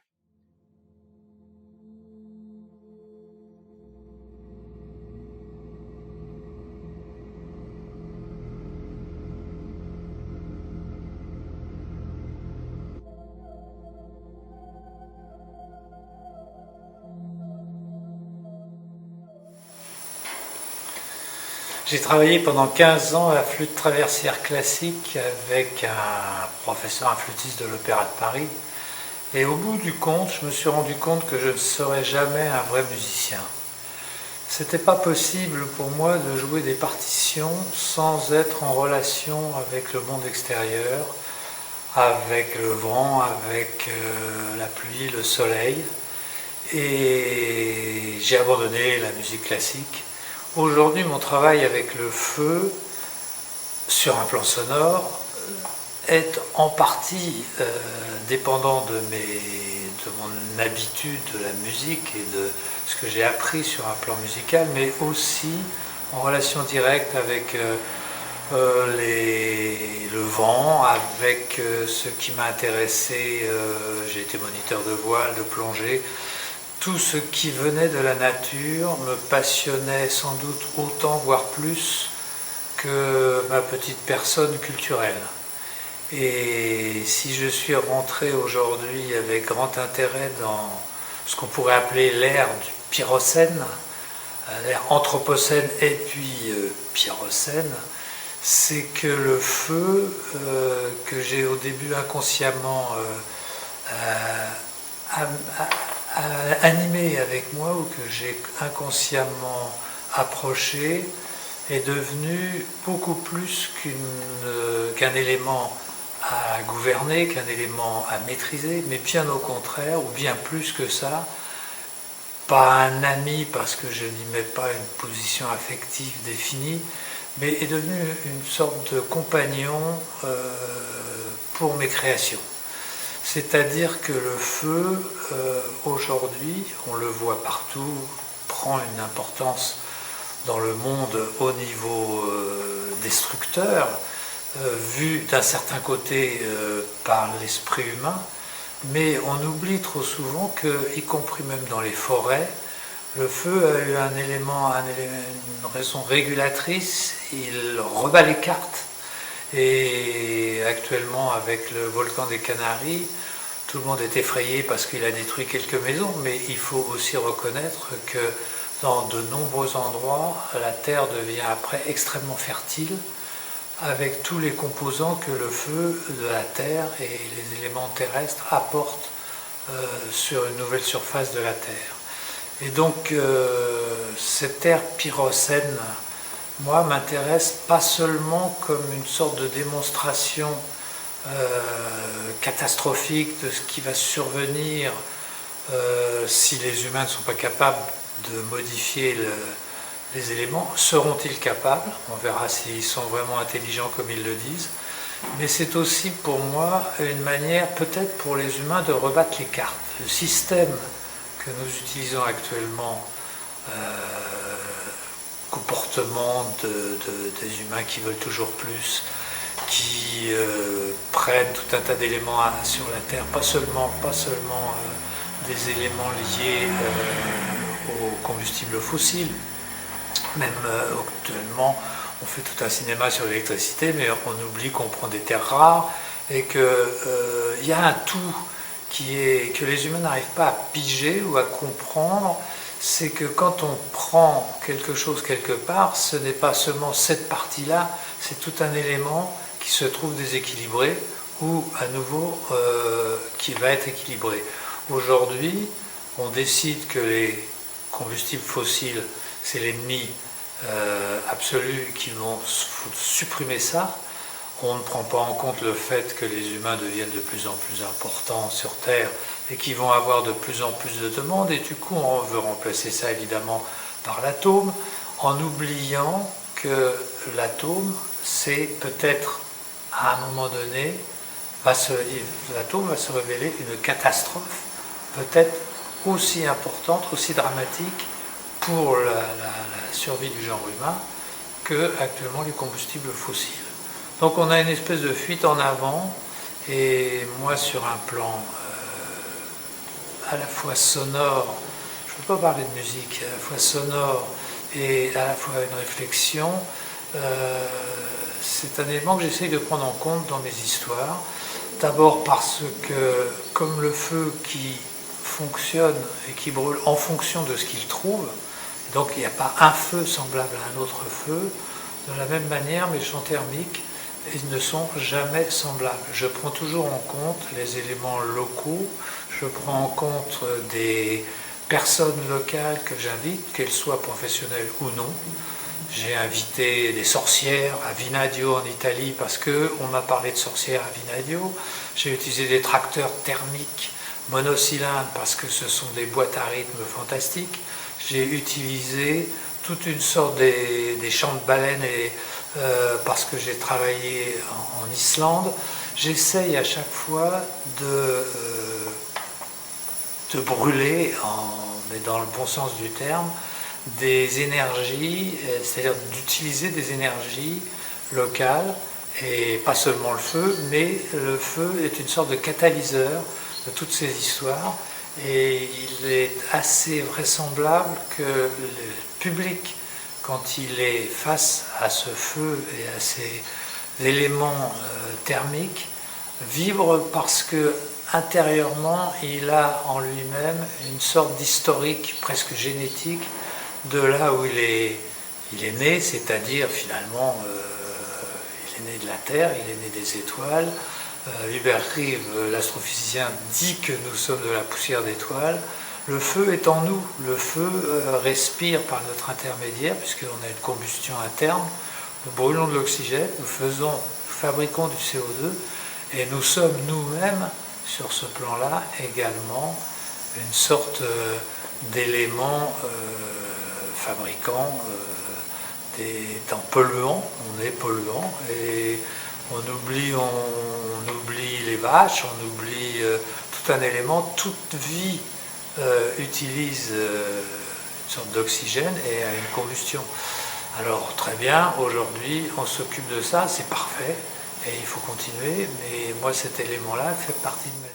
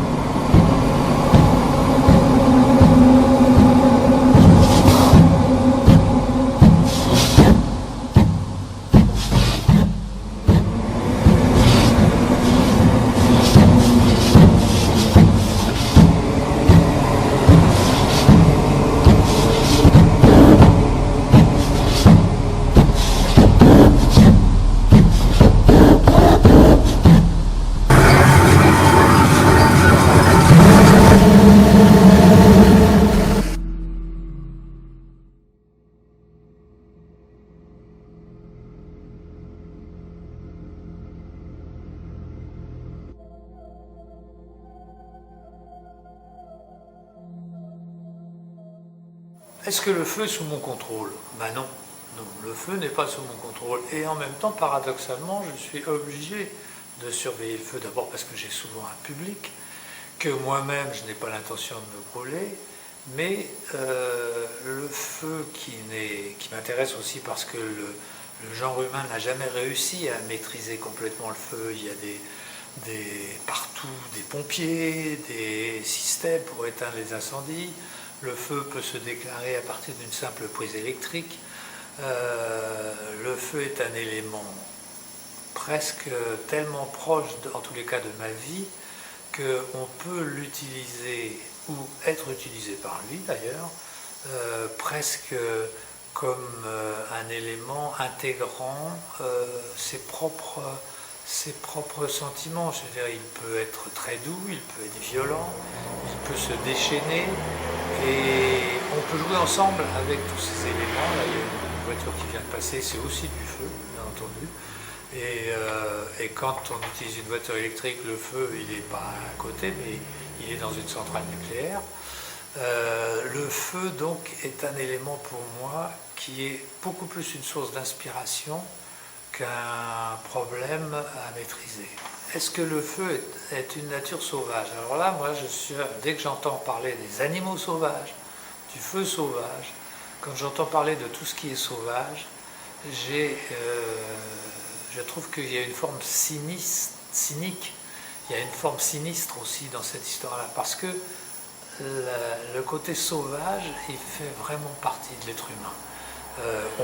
Si on accepte de se regarder en face, on sait que peut-être nos ancêtres étaient des singes tueurs, on sait que en nous, il y a une violence contenue, plus ou moins contenue. On sait que la guerre fait partie de l'humanité depuis la nuit des temps. La guerre est donc le feu qu'on utilise. C'est très drôle parce que les gens aujourd'hui, avec la pyrotechnie, ne comprennent pas que la pyrotechnie, c'est fait avec de la poudre à canon. C'est fait avec des choses... Et on a besoin de regarder des choses violentes. On regarde des choses violentes on regarde des films violents, on regarde des histoires de meurtres. Et donc la sauvagerie, elle n'est pas dans la nature, ou si elle est dans la nature, elle est aussi dans ce qui nous représente, parce que nous faisons partie de la nature, nous sommes des animaux, même si on n'accepte pas de le regarder en face, et notre intelligence nous est donnée par le cerveau dont on ne comprend pas totalement le fonctionnement, et on utilise notre cerveau comme le lion utilise ses griffes et ses dents. On va voir aujourd'hui, avec le réchauffement climatique, si les humains sont capables de modifier leur comportement pour avoir une idée de leur capacité au niveau de l'intelligence. La musique, j'appelle ça des chants thermiques, parce que aussi on parle du chant des oiseaux, du chant des loups, ou de la musique faite par les loups sans qu'on comprenne, ou des baleines, les chants de baleines. Ce qui m'intéresse, moi, dans la recherche que je fais, c'est que, n'ayant pas de croyance particulière et étonné d'être sur Terre dans un monde dont je ne comprends pas plus le fonctionnement peut-être qu'un poisson rouge dans son bocal, je vois bien des étoiles, je vois bien des éléments qui m'entourent, je vois aussi une vie extrêmement organisée, foisonnante, quand les humains ne sont pas là avec leurs grosses bottes pour écraser le vivant comme ils le font avec les pesticides, avec tout un tas d'éléments. Et je pense qu'on devrait beaucoup plus, et c'est un peu le but de mes chants thermiques, on devrait beaucoup plus être en jonction avec la nature, en jonction avec les loups, en jonction, au lieu de dire voilà, les loups ils bouffent nos moutons, mais oui, mais nous aussi on les mange les moutons, nous aussi on fait du fric avec les moutons, et quand il y a un mouton qui mange quand il y a un loup qui mange des moutons, on crie à l'assassin, mais il y a quelque chose d'insupportable dans ce monde. Et montrer le feu, montrer des éléments qui sont habituellement considérés comme dangereux, comme anti-humains, et jouer avec, c'est peut-être essayer de rapprocher le monde qui m'entoure, et notamment les humains, de choses qui a priori leur font peur, des éléments. Et je suis aussi en relation avec le vent, parce que le vent, il ne faut pas oublier que c'est un élément tout à fait intéressant qui se déplace en fonction des masses d'air chaude et froide. Donc tous ces éléments de la nature, et ça implique tout un tas de possibles tempêtes, etc.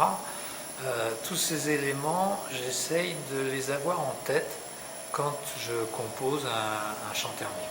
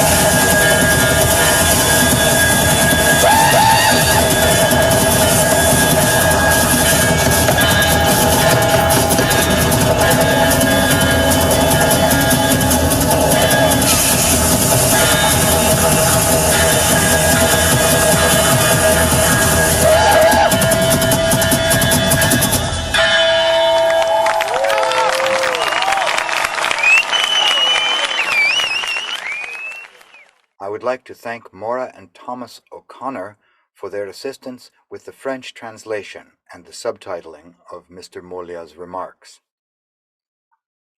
In this age of global climate change, this work, the artistic expression of fire, has deep relevance.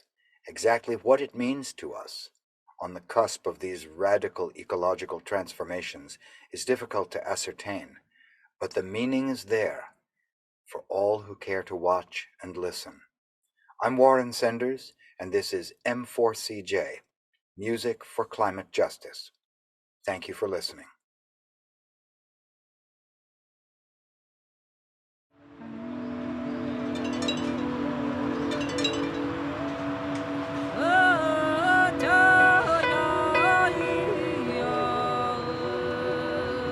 Ayaw no berfuta saan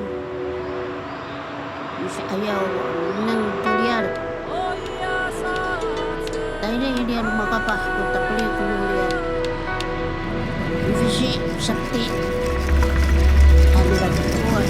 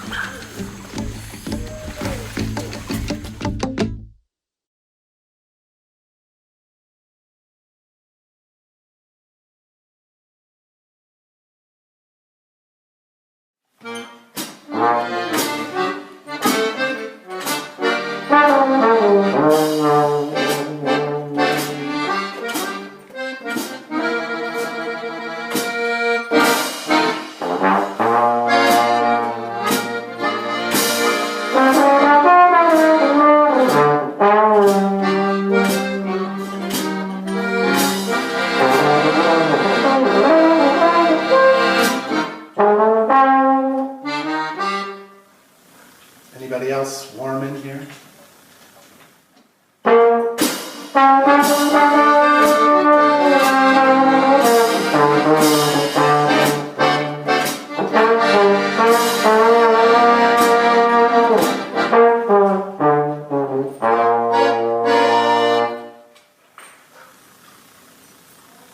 Listen to your body. Listen to the earth. Listen to scientists. I never would have played the trombone with my pulley system if I hadn't listened to my cousin scientist.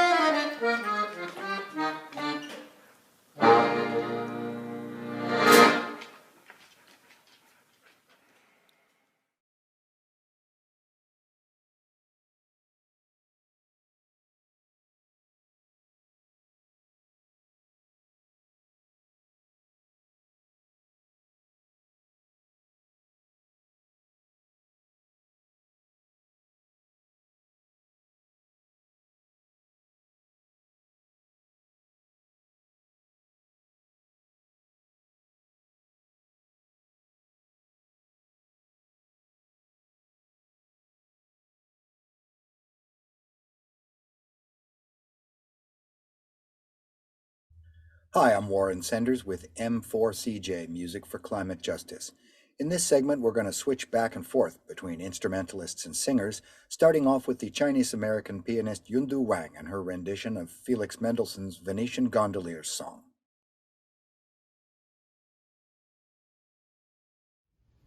Hi, my name is Yundu Wang, and I'm going to be playing the Venetian Gondola Song, Opus 30, number 6, by Felix Mendelssohn.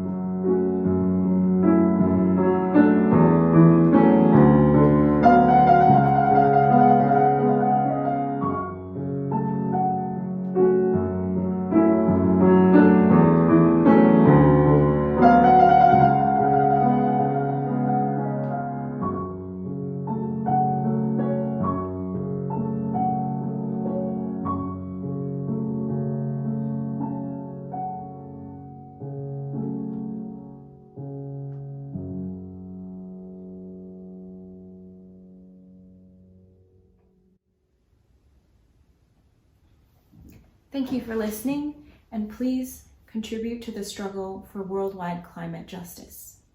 Yundu Wang's rendition of Felix Mendelssohn's Venetian Gondolier's song. Up next, Madhuri Kulkarni from Orange County, California, sings some short material in the Hindustani afternoon raga Multani.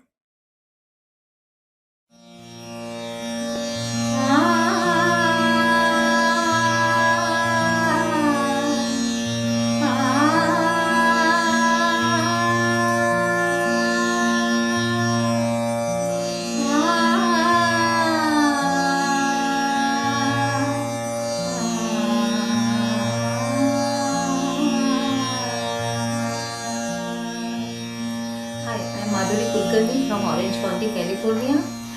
I am a student of Indian classical music. As most of us know, we are facing extreme weather conditions all over the world due to global warming. And I think it's time for us to get serious to take some actions. We need to create and spread awareness about global warming. And we need to act fast, as it is later than we think it is. Thank you.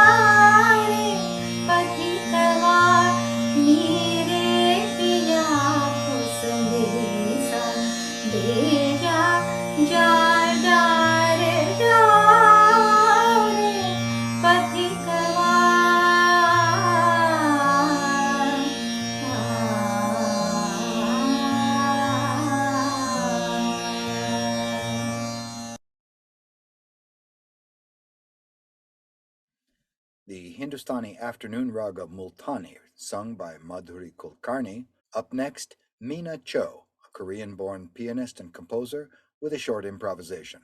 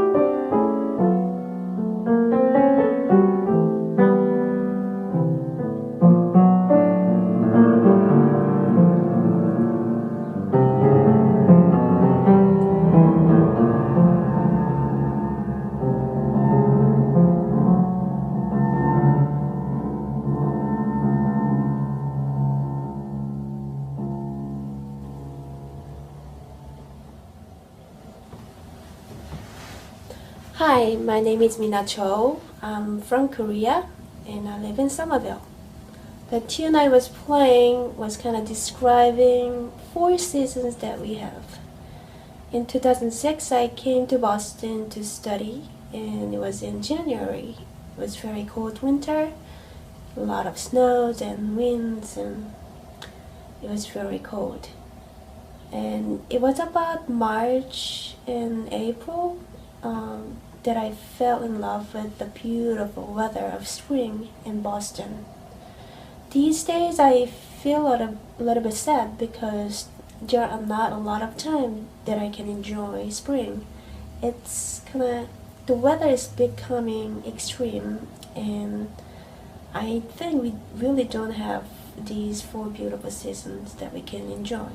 And I think we really should do something before we lose all these. We really should do something. Mina Cho's piano improvisation. Coming up next, we'll hear from the sitarist Jawad Noor, recorded in Pakistan, playing his rendition of the Hindustani raga Desh. My name is Jawad Noor, and I am presenting a short piece in Rag Des on the sitar. This is in proud support for M4CJ in its fight for climate justice around the world.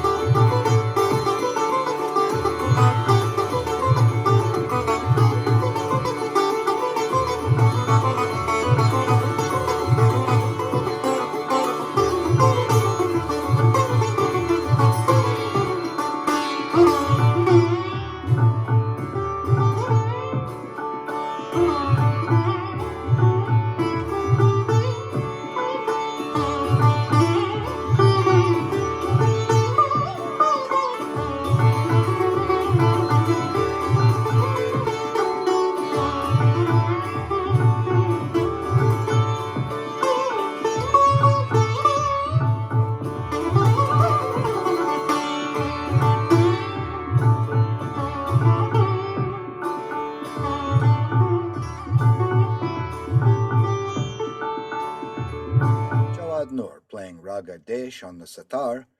Now we'll hear Jarrett Turner, a young jazz pianist, and his sensitive rendition of Ornette Coleman's What Reason Could I Give to Live?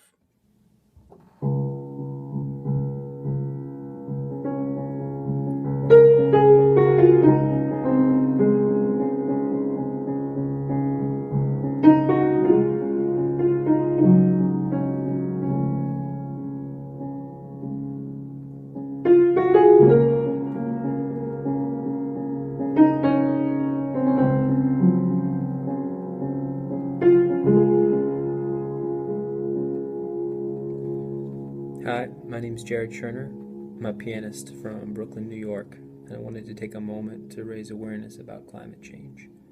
It seems our Earth has a bit of a fever and needs our help to become healthy again.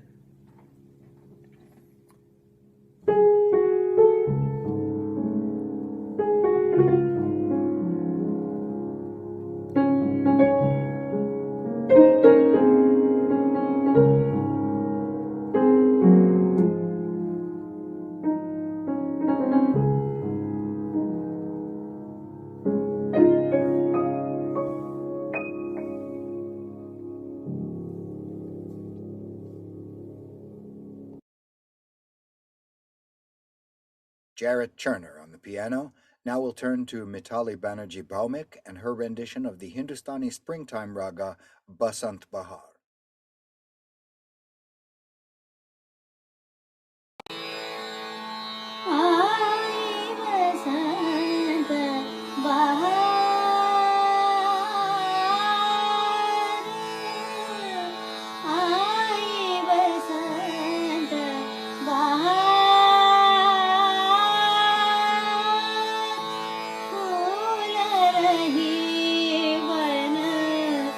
One में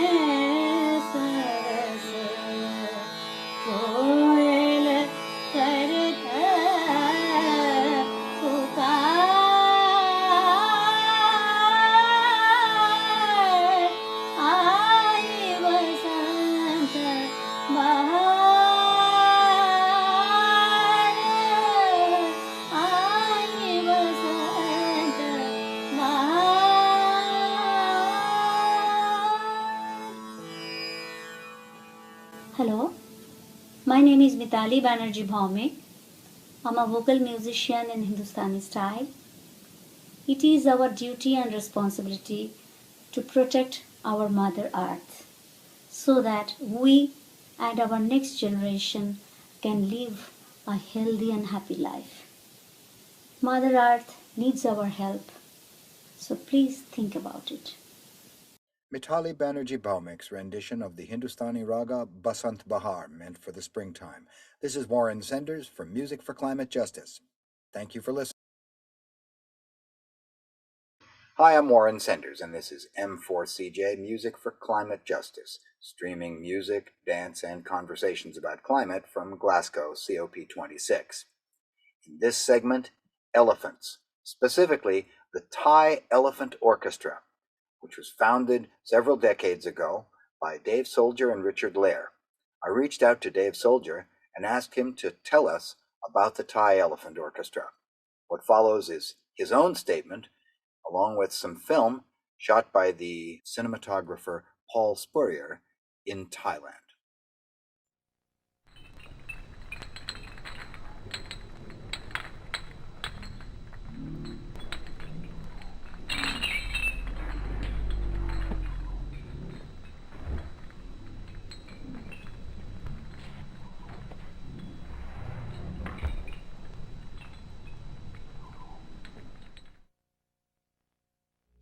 Hi, I'm Dave Soldier. I'm a composer and musician, along with the conservationist Richard Lair, an American who's lived in Thailand for about 50 years and is a conservationist and specialist in elephants.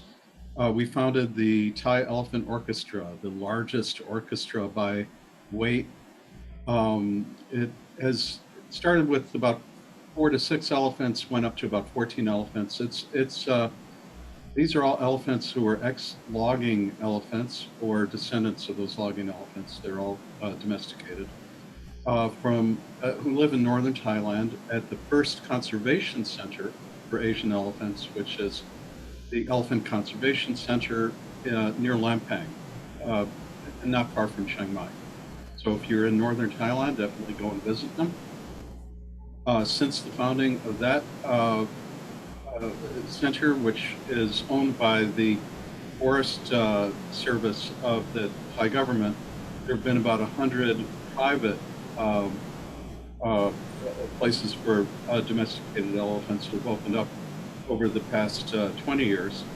And these are important for the conservation of species. Now, there are about 3,000 domesticated elephants now in Thailand. There used to be about 100,000 around 1900. And there are about 3,000 left in the wild. The orchestra was put together to have something that elephants enjoy doing. They like to play, they like to listen to music. So Richard and I wondered what would happen if we could build giant instruments that would be ergonomic for elephants to operate.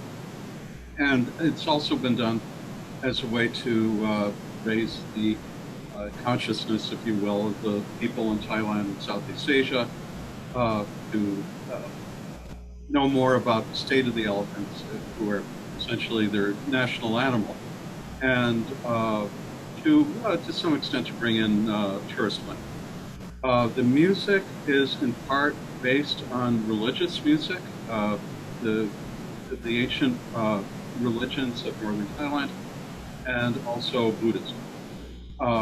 So there's certain kinds of music that they play, and there's a certain scale that people listen to up there, and that the elephants grew up with. They hear music all the time because the elephant trainers, the mahouts, many of them are musicians, and they sing to the elephants and play music. They sing to them most mornings when they bring them in from the forest. So go up there, visit them. The Thai, since this is a conference on climate change, the Thai elephants and the elephants in Southeast Asia are early sufferers of climate change. In the case of the elephants in Thailand, as I was saying, most of them were domesticated. They were working elephants, and they lost their jobs because of overforestation. So deforestation, rather. So too much timber being cut. There were back in the 1980s, there were enormous mudslides. People died in these mudslides. And the lumber industry was essentially outlawed in Thailand. So these elephants were out of work. They can eat up to 400 pounds a day. They need a lot of care. So the center and these other centers are doing something very important for the elephants, as well as for the continuation of the species. So when we're talking about future climate change, this is man-made climate change that has really been around, well, so about 40 or 50 years. So they are certainly early sufferers of that. As the climate changes and warms in Southeast Asia, there are going to be other problems, obviously, including problems, medical problems and infections. And of course, what we're very concerned about with long-term, fortunately, they live long lives. A domesticated elephant can live to be 70 years old. But there are going to be other problems which are going to rise, including a dwindling of the gene pool. So there's a lot for our species to think about in terms of protecting these species, who, after all, have been domesticated, as well as wild, of course, but domesticated in Southeast Asia for about 5,000 years. And so that we maintain this knowledge, and the people are very knowledgeable in how to train elephants, how to raise them, and so on. Very important for this to be maintained. So lots of complexities in these relationships between humans and elephants. There are good parts, there are bad parts, and I urge you to read Richard's book, which is published by the UN, called Gone Astray, if you'd like to really get a good background in the plight and the history of the domesticated Asian elephant. So let's go and listen to them play music. If you ever wondered if animals can improvise on instruments, other animals besides us, and come up with improvised music on ergonomic instruments, you'll get the answer in just a minute. And I hope you enjoy it. Hope you spend a little bit of time considering it. And if you get a chance, go visit the elephants up in northern Thailand.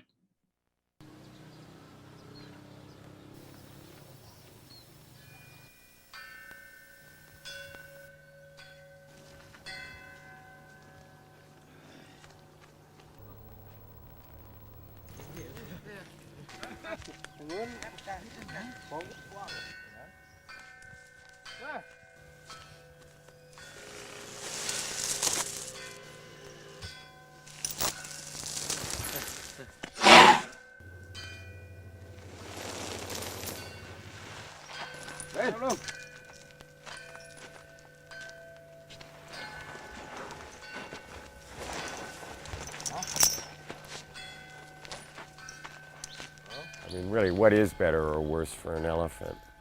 To be part of a three-ring circus? To sit behind walls in a zoo? To haul logs?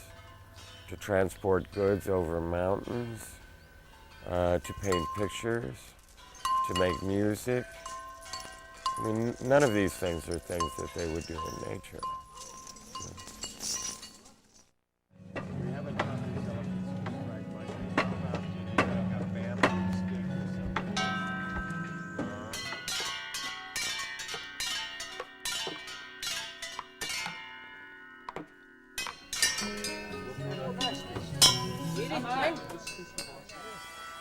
So, is everybody ready? Yes. Hello.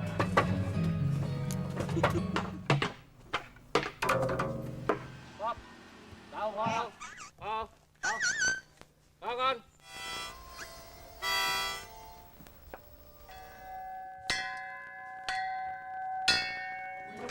It's two marimbas.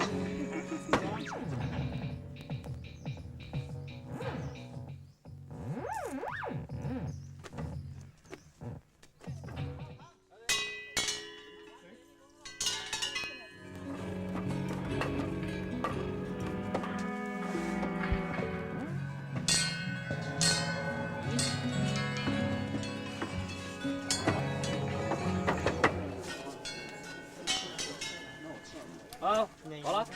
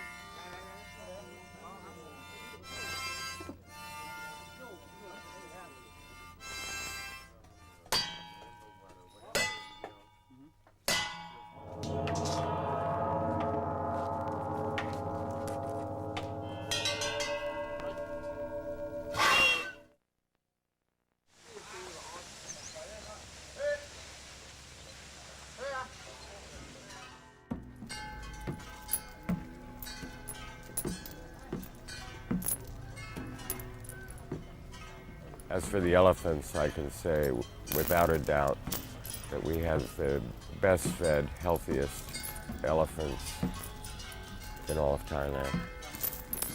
The fact is that we're in the year 2000. It's an extremely complex world all of us live in, humans and elephants. And that once elephants are in captivity, pretty much anywhere in the world, they've got to pay their own keep.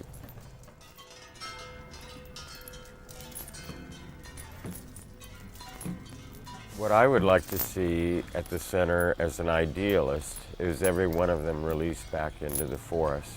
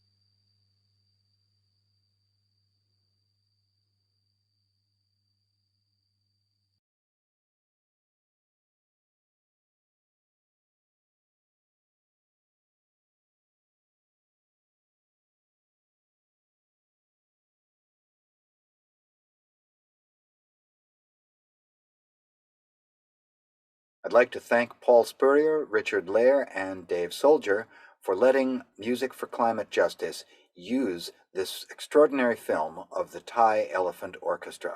Find out more about them, support the Thai Elephant Orchestra, and support a just and equitable climate deal for all. This is Warren Senders with M4CJ. Thank you for watching and listening. Hi, I'm Warren Senders with Music for Climate Justice, M4CJ, streaming music and conversations about climate at Glasgow COP26. With me in this segment are Rajesh Punjabi and Dee Wood of the Mumbai-based social justice and music organization Music for Good. Rajesh and Dee, welcome. Thank you so much for joining us. Hey, hi Warren. Thanks for having us.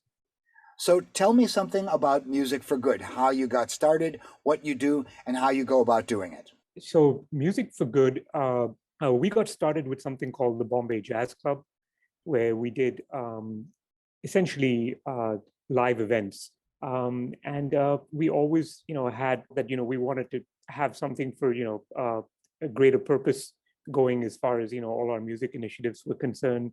We used to try and do events for charities and for causes, etc. But those were few and far between. And then, come COVID, we decided to actually shift our focus a little bit more and create this thing with much more intent. So, we've been inspired by quite a few music NGOs all across the world. Music Cares, to name one, the Jazz Foundation of America, a number of NGOs in India as well.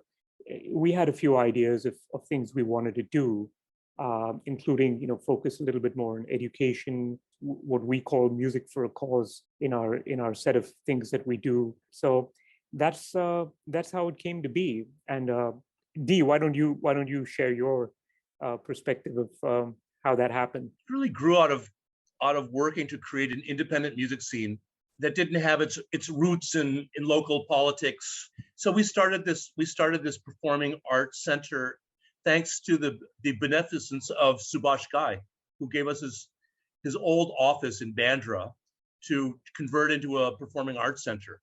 And that's really where so much of our energy came from, because we became kind of a safe house for musicians coming in and out of the city, as well as local musicians who wanted a place to play for a great audience. For maybe 8 years, we've been doing it. There's no food, there's no booze, there's not even any water. You sit there for 90 minutes and dig the show, but it's a very serious music experience. So we developed one of the best music venues in the city for serious listeners. The point being that we've come into contact with musicians from all over the world. And we've been there to kind of support and help all these musicians out there a long way from home. So from this network that we've had, we decided to go, since we can't perform anymore, let's concentrate on some of the issues where we can make a difference. We helped some musicians out who had no income. We did a whole series of educational initiatives, and somehow we've also helped to produce some albums, some musical projects of people who ran out of fuel and were kind of stuck high and dry, where we have some benefactors. So we're able to go from the performing side of the things to doing our social seva, as it goes, our community work. And it's actually been such a satisfying experience to be able to make an impact on all these lives around us. And so it's just given our mission that much more depth. One of the responses that we all have to make to the ongoing environmental crisis is to be more assiduous and more conscientious in helping one another. We need resilience in our social structures. And so when organizations like yours are reaching out into the community and building community, that's one of the most important parts of any kind of safety mechanism. We have, many of us are doing this now all over the world. We're creating our own local ecosystem, which resonates globally. And what we're doing here, I think, is going to really further that synergy between all these people on the ground doing work in their own domains. When I first got the commission to get the music segments that we're playing throughout this whole 8-day streaming marathon, you folks were the ones that I thought of immediately. And I sent out an email to you telling you a little bit about what we were doing and asking you if you'd be able to help us round up some of the performers who were part of your network. So I want you to just share with our viewers, with our listeners, a little bit about the process that went into that, because the list of names of people that you have connected us to and wonderful, wonderful, extraordinary performers that you've brought onto this program is very, very long. You're the single most significant aggregators. Tell us a little bit about what happened when you got the email from us and what you did, how you leapt into action. As they say, you put a thought out into the universe, and something just shows up, especially if the thought and the intent is selfless. And I think in a sense that's exactly what happened. As we started Music for Good, we started with an artist grants program. We were doing the community project for a while, which is helping the underserved use music, get educated in music. Literally, that was our focus at the time, saying, how can we do more in that field? And lo and behold, came your email, and we were like, bingo, that's it. This fits perfectly, because you'll see on our Instagram page, we do a series which is benefit concerts that have happened over the years, and literally no sooner than we put our last post out, your email came. We knew exactly what we had to do, which was reach out to this wonderful community that Dee and myself have built individually and collectively over our travels all over the world. It's always been the approach to work from a space of community, as you mentioned. So luckily, we had all these friends, and it just was more like reaching out to friends saying, hey, we're doing this. And it felt so, if I can say, so effortless, and the energy was so good about it, because everybody was like, yes, of course, climate justice, we have to do something about climate justice. This is the concert in Glasgow. Okay, this is great. Let's we're in, because we were able to reach out to all these people from India, from neighboring countries, and all over the world. Dee, what do you have to say? It was a fabulous opportunity to reconnect with this massive network that we've developed over the last 8 or 9 years.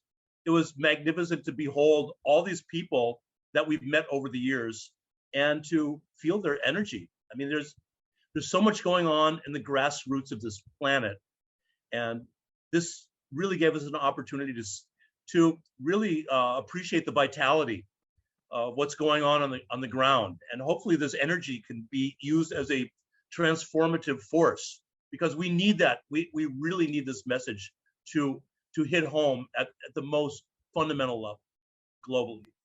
So true. So now some of the videos that you've brought that you're going to have us play in this segment, I believe the first thing that we have is from the Bandra Community Project. The Bandra-based community project is a educational initiative we've been doing since we were entrusted with that property. The maintenance guy in the building had been working with Subhash Ghai for many, many years, from the time he was a little boy, and his sons and daughter, they're trying to make their way up in life, and the father said, could you please teach my boys music and English? And that was like 7 years ago. So every Sunday I've been meeting them for the last 7 years and training them in music, giving them basic musical tuition, introducing them to musicians from all over the world, playing different instruments, and encourage them to compose using the music that comes from their culture. I didn't want to impose any kind of orthodoxy on them. I wanted them to just explore their own musical culture, which is very rich. Just the drum culture, the street drumming culture of Maharashtra is vast and deep and beautiful and powerful. So that's really been the centerpiece of it. But a lot of other elements have gone in, and they've gone from just starting music at a very basic level to now they're traveling all over India doing pujas and festivals and weddings, and they're bringing income home to their family, and they're getting respect, and they're teaching. We're encouraging them to teach the younger batch coming up now. So it's been a very satisfying initiative. And now they've had an opportunity to present their performance to the United Nations. There you go. Which I think is pretty remarkable. Now, what do they call their piece? India to Africa mashup. Yeah. All right, so let's play that. Everyone, my name is Mehul Parmar. Hello everyone, my name is Yogesh Parmar. Hello everyone, my name is Deepak Parmar and myself Nikhil Parmar. We are from Bandra Based Community Project in Mumbai, India. We like to present our composition Indian to African mashup. We urge the world leader to take immediate action to solve the problem of climate change.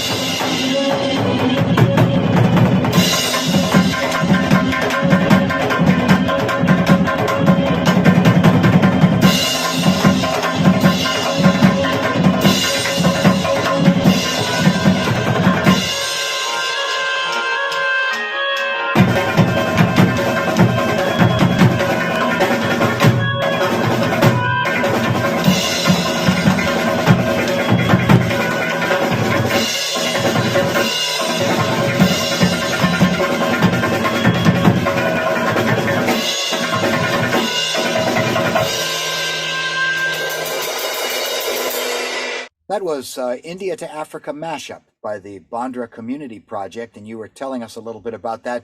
And I believe you have some other video that you've brought in of some music affiliated with another one of your events. It was an environmentally themed event. Is that right, Rajesh? That's correct, Warren. In fact, I sit on the trust of a foundation called the Antarvyom Foundation, which is based in South India. And there was an event where 1,000 trees were planted in rural Bangalore. And again, it's, talk about synchronicity. Just a week before that event was happening at Antarvyom, which is, it was an independent event. We had signed up Mahesh R as one of our artists for the artist grant program at Music for Good. We thought it'd be great to have his brand of music, which is he's a great singer songwriter. And his approach is unique because he writes not as simply as what you would see most songwriters do in terms of its lyrics, but when it finally ends up transpiring, it feels that it's simple and beautiful, fits beautifully in the music. And he said, you know what, Rajesh, this is just amazing. And again, it's just things falling together when the intent's good. So he's in the middle of creating his new EP, which we're helping him co-produce. But he was also there at this event and was able to share his beautiful music with us. So we hope you guys enjoy the video that we have for you in that segment. Great. That's Mahesh R or Mahesh Raghunandan, and he's going to be performing one of his original songs, and this is at a tree planting event. That's correct, Warren. You can make the case that singing songs, Pete Seeger used to refer to himself as a sower of seeds. And when we plant trees, we're making a gesture of hope to generations to come. And so I think it's so important to do that. And of course, music is integral to that process. Let's listen to this clip now. Mahesh Raghunandan at this tree planting function in Bangalore. Yay! Thank you so much. Thank you. I think I've been screaming enough, so I'm going to do the last song, which is very mellow. And I thought it'll be nice for me to sort of end the little set this way. Thank you so much again for inviting us and for having us here. Thank you very much. This has been very nice. What a lovely, beautiful afternoon. I'm really glad and I hope you come back again soon. So thank you.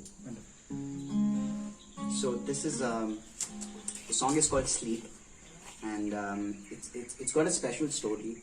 It's sort of like the reason why I am able to be a professional musician today.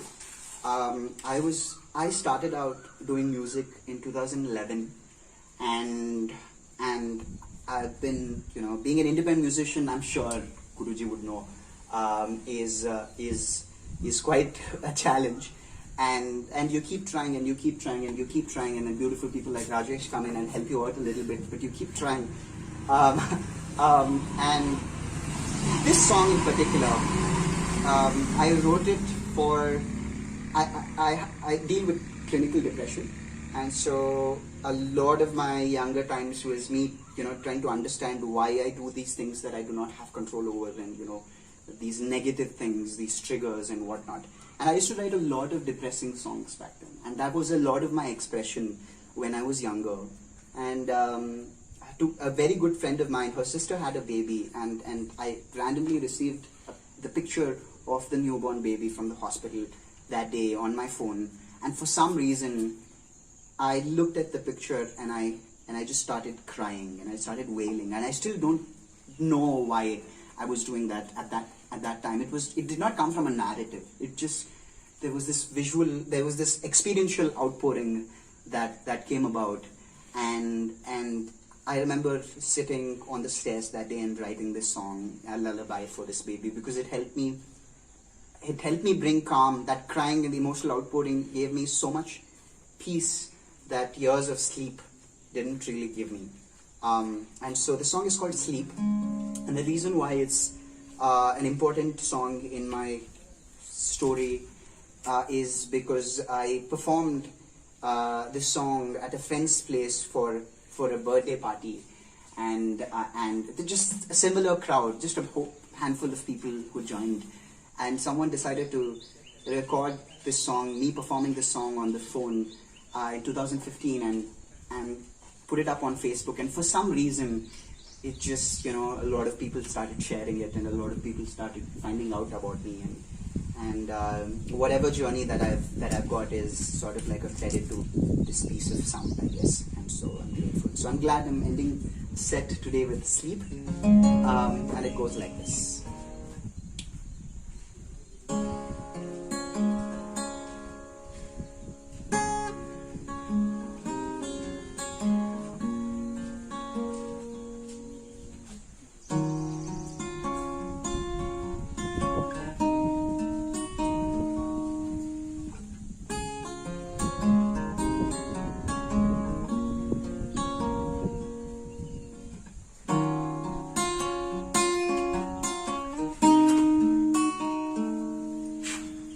Sleep. Close your eyes and pick a dream. Let your heart discover a world like no other. You're free to roam and to know no defeat. Well, don't cry. Well, don't cry. We'll find a place and chase away all of the worries and wait for the day and shine on our faces and make no mistake when I say sleep. I'll keep you warm in my arms while you take your chances in all your adventures. This world is blind to the colors that you see. Well, don't cry. Well, don't cry.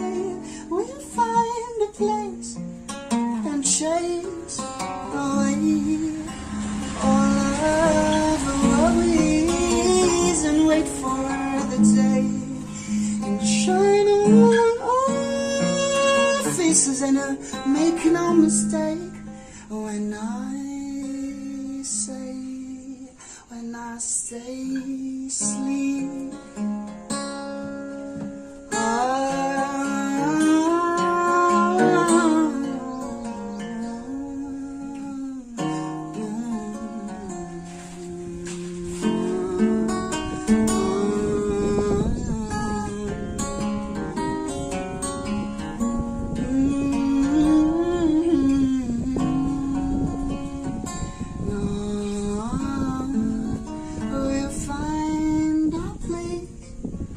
Chase away all of the worries and wait for the day and shine on our faces, and this melody will stay while you sleep.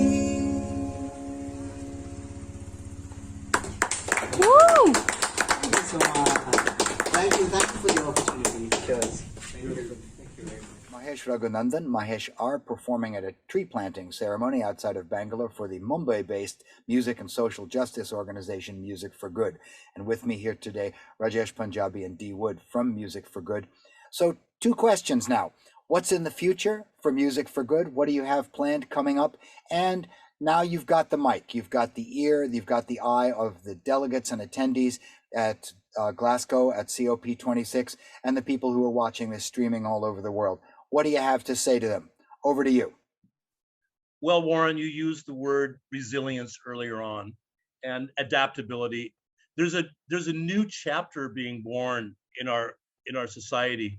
We don't really know what it is yet.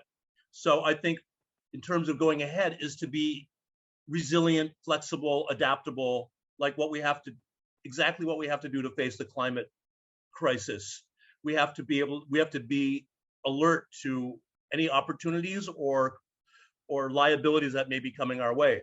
You know, our instincts are to bring great music together with sincere audiences, and also to make sure that there's a social component with everything we do, that some kind of benefit to society is somehow encoded in the work we do. I can't really say what it's going to be, but those are our inclinations. Maybe Rajesh has a better idea, but I will say this, man. I'm tired of being more informed than so many people around me I see. I hate it. And it's really time for the adults and the people who've been entrusted with steering this ship in the right direction. It's time to wake up and take this extremely seriously. We have no extra bandwidth. We have to tackle this now. Within the next year, we have to have some serious action plans implemented and underway. That's all I can say is you're responsible. You took the job. We all have to act, of course, but there are people who have far more reach than we do. We're doing our little bit. These guys have to use that massive power they have to move events and resources in the proper direction. I remember when I was a kid and the first Earth Day happened, and my junior high school newspaper interviewed some teachers about Earth Day, and the teacher's response was, well, the grown-ups will take care of it, and you kids just concentrate on doing your homework and cleaning your rooms. And you know what? We did our homework and we cleaned our rooms, but the grown-ups didn't take care of it. Yeah, no, that's for sure. Totally agree with your thoughts there. In terms of what's in the future for Music for Good, Warren, I think we have a broad roadmap of the kind of things that we want to do. We'd like to find a way to help differently abled talent with music. There are kids on the spectrum, grown-ups. There are people who are hearing impaired that have a wonderful voice, and things that we've seen that we just marvel at, and we want to find a way to be able to tap into some of those areas where we can actually use music to make a difference, which is what we're all about. With this initiative over here, how can we make a difference to each individual life, and then collectively, of course, as a broader community, which is what, for example, what you guys are doing in Music for Climate Justice. Absolutely amazing initiative. It's so exciting to be part of something that is going to be 40 hours of nonstop music from all over the globe. The energy is already just palpable, even as we were aggregating the stuff, and we were getting stuff from Nepal and from even going beyond, like India, because of the network that we have. In terms of the message, I think what we'd like to say is, definitely, please follow through. Don't give up the fight. It's so critical, this mission that we're all on collectively, that you guys are leading, Warren, at Music for Climate Justice. So that would be our message. Wonderful. Well, thank you both so much, and thank you to all the rest of the team at Music for Good that helped put together so many fantastic pieces that are part of our run of show. Rajesh Punjabi and Dee Wood from Mumbai in Music for Good, thank you so much for coming and joining us today. It's really been a pleasure talking with you. Thanks, Warren. Thanks, Warren. Thanks very much. Okay, we'll be in touch.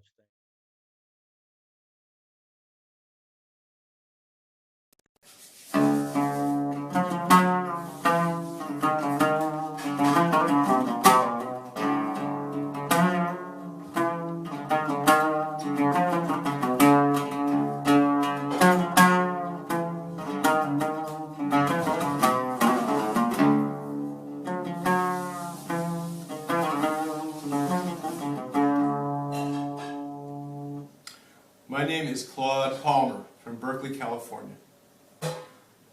Now is the time to live simply, sustainably, lovingly on this planet, Earth, our home.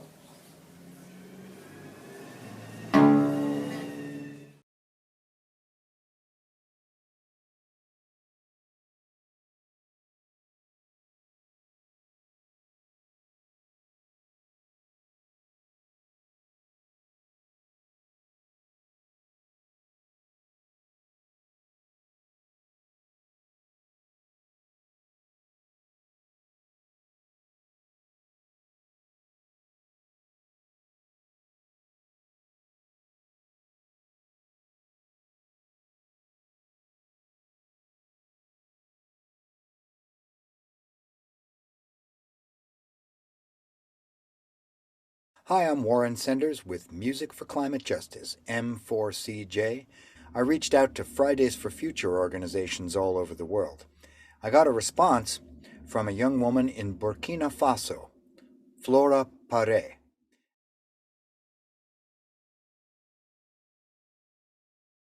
Bonjour, je me nomme Flora Konati Paré, alias Flora Gontel, et je vis à Ouagadougou, au Burkina Faso. La chanson que je m'en vais vous interpréter s'intitule Soldat. Et je pense que toute personne devrait s'engager dans la lutte contre le changement climatique parce que c'est une cause noble qui mérite d'être défendue dans le but que toute personne puisse vivre sans avoir peur de perdre sa maison ou de perdre tout ce qu'elle possède dû au fait que le climat change et que l'influence de l'homme détruit la nature. Merci. J'espère que vous aimerez ma chanson, Soldat.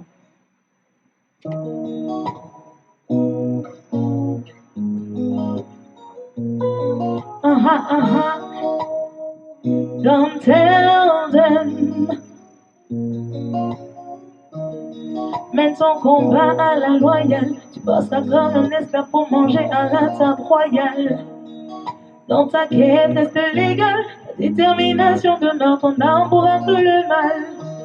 Vaincu donc tu pars toujours au lieu de naviguer. Tu perds tes démons sur le bord au lieu d'aller où c'est frère. Le temps passe et ne t'attend pas. Tu n'auras que regrets et larmes si tu ne te lèves pas. En avant soldat, la victoire ne se mérite qu'à la force du combat mental. Les étoiles s'alignent quand tu parles avec détermination. Soldat, la victoire ne se mérite qu'à la force du combat mental. Et pour y arriver, pour de la conviction, l'avenir c'est Dieu qui le décide. Mais il ne fait rien si tu persistes dans ta conduite. Je dis c'est Dieu qui le décide et il te tend la main si tu décides de réussir. Tu te dois d'insister, insister, persister. Qu'il voit que t'es déterminé. Tu ne dois pas désister, car le chemin est encore long pour parvenir à ta destinée. En avant soldat, la victoire ne se mérite qu'à la force du combat mental. Les étoiles s'alignent quand tu parles avec détermination. Soldat, la victoire ne se mérite qu'à la force du combat mental. Et pour y arriver, pour de la conviction, yeah. Hey, yeah. Pour de la conviction.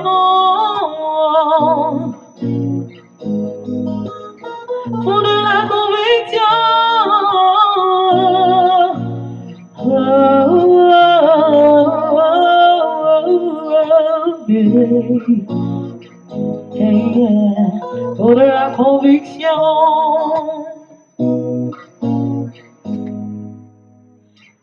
Pour de la conviction.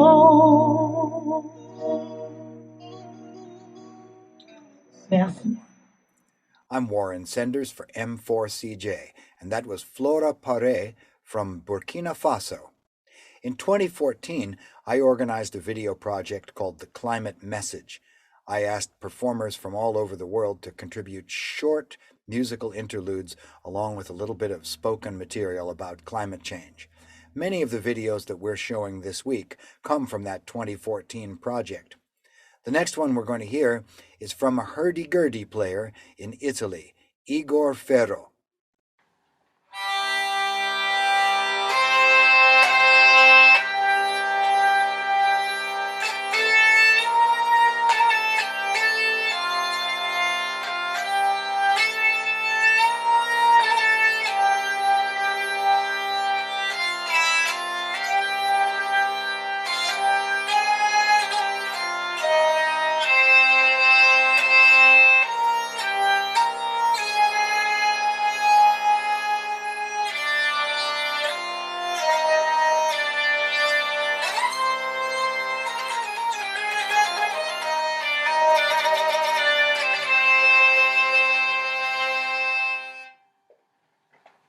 Hi, I'm Igor from Italy, and this is my message. We respect the planet, we respect the green, we respect the animal. We are all children of Mother Earth. Do not destroy the climate with the vices of modernity. We are the age of reason, let's use it. Power bike. Peace.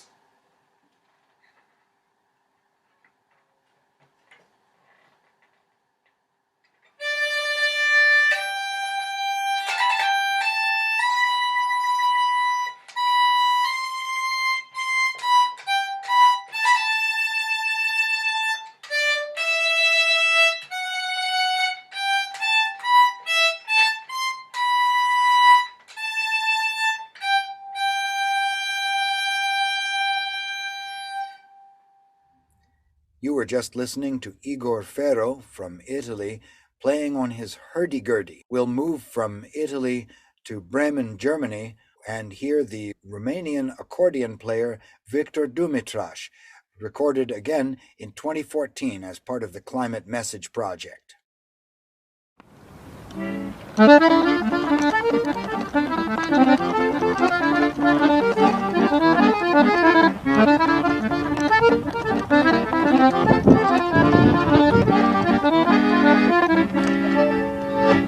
Bună ziua! Numele meu este Dumitrache Victor și sunt muzicant de stradă. Ca fiecare sunt îngrijorat ce se întâmplă astăzi pe planeta noastră, din punct de vedere al poluării. Poluare industrială, poluare chimică, deversări de substanțe chimice în ape, în râuri. A sosit timpul să facem ceva pentru această planetă, planeta noastră, pentru copiii noștri, să oferim o lume civilizată, sănătoasă, ca să putem să locuim în continuare pe această planetă minunată.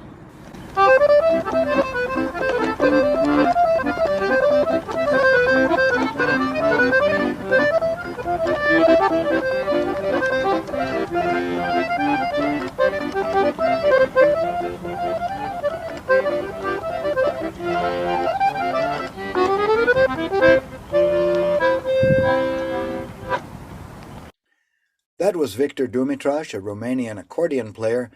Now we're going to move back to another major city in the world, New York City, and an old friend, Kio Meirelles. My name is Kio, and I live in New York City, so let me sing something here. Teach me about love, don't teach me about hate. Teach me about the sun, it shines on everybody's face.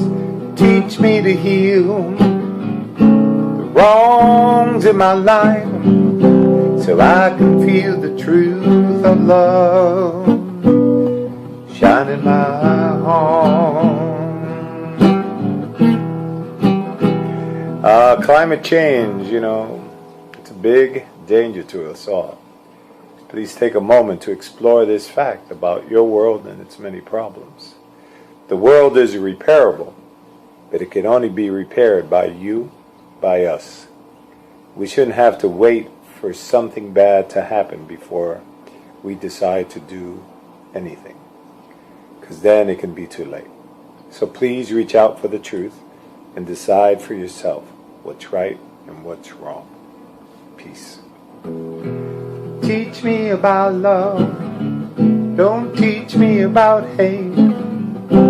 Teach me about the sun, it shines on everybody's face. Teach me to heal the wrongs in my life, so I can feel the truth of love. I'm Warren Senders for M4CJ, and that was Kio Meirelles from New York City. Now we're going to move to Oberlin, Ohio, and the versatile percussionist Jamie Haddad playing the Hajini drum, a unique ceramic percussion instrument.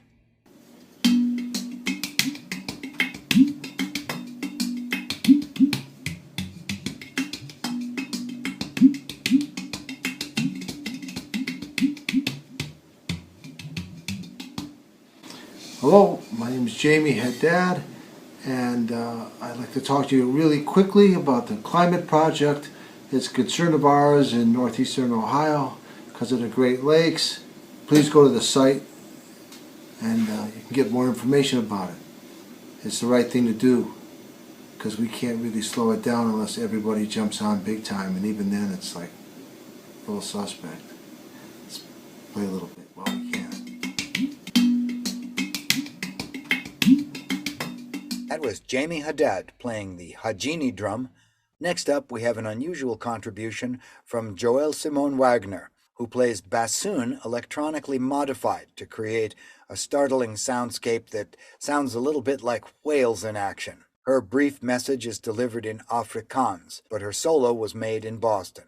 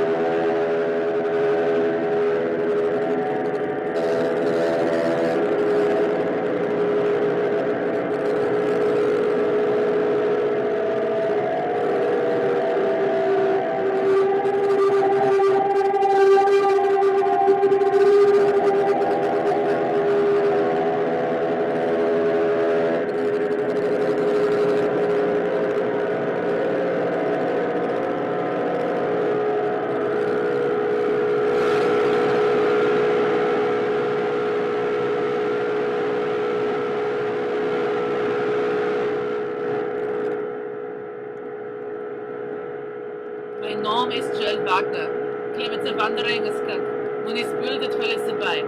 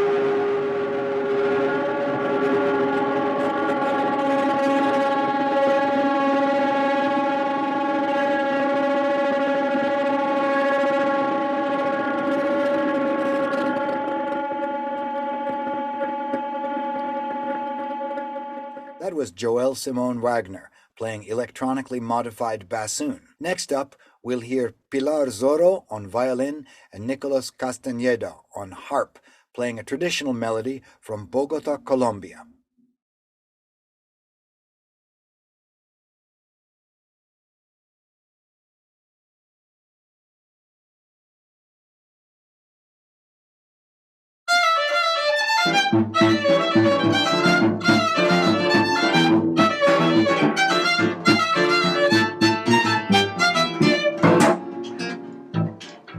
Mi nombre es Pilar Zorro. Mi nombre es Nicolás Castañeda. Nosotros somos de Bogotá, Colombia, ubicado en el norte de Sudamérica. A través de este video queremos mandarles un mensaje de alerta. El cambio climático es una realidad que nos afecta a todos. Es hora de hacer algo.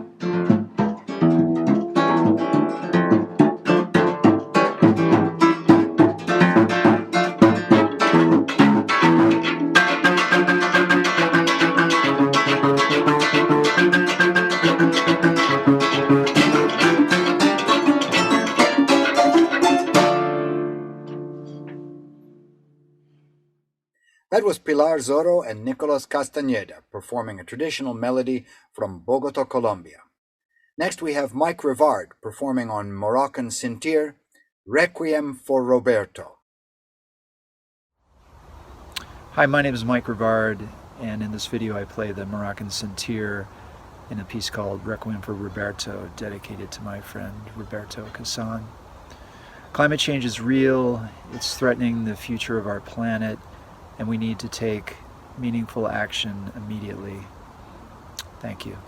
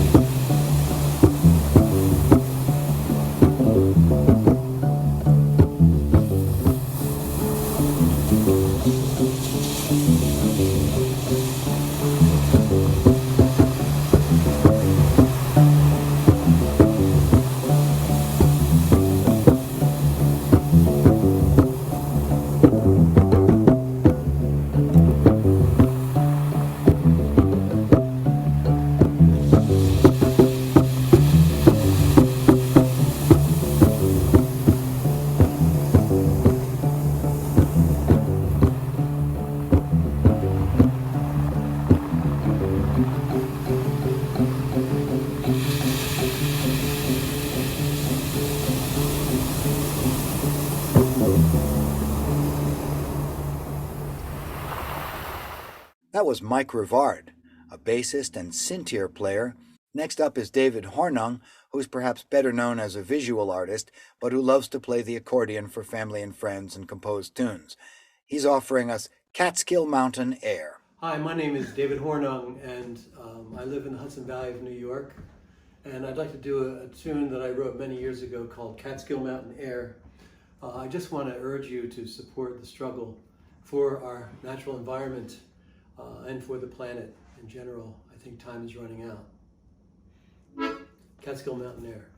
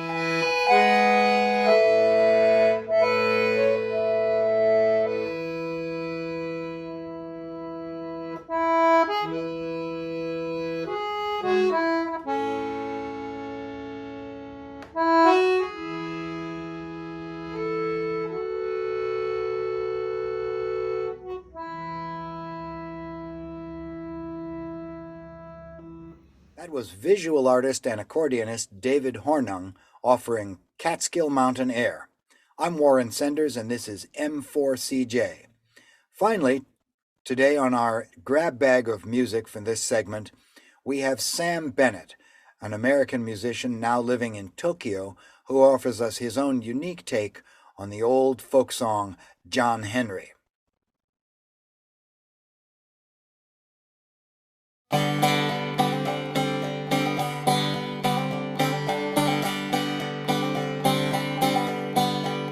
When John Henry was a little baby, sitting on his mama's knee, he said, "Mama, going buy me a 9-pound hammer. It's a steel driving man I'm gonna be. It's a steel driving man I'm gonna be." Now the captain told John Henry, "I don't need you here no more. We're bringing in a brand new steam drill, John. Gonna hammer 20 spikes to your 4. Gonna hammer 20 spikes to your 4. Hello, friends. Sam Bennett here. You might be familiar with the legend of John Henry, a man who fought back against the dehumanization and greed of the bosses of his day. Well, those of us today have an even more epic battle to wage against the modern-day captains of industry, whose greed would cause them to destroy the very environment that sustains us. The ever more destructive mining and extracting of fossil fuels that we see with the tar sands up in Canada, the fracking in the U.S., the mountaintop mining in Appalachia, the offshore drilling in the Gulf of Mexico. These are all having a devastating effect on the earth, which after all is our only home. I hope you'll do whatever you can to help slow down and ultimately end this greed-fueled march toward doom and extinction. Thank you so much. Now John Henry told the captain, a man ain't nothing but a man. But before I let Justine drill beat me, man, I'll die with the hammer in my hand. I'll die with a hammer in my hand.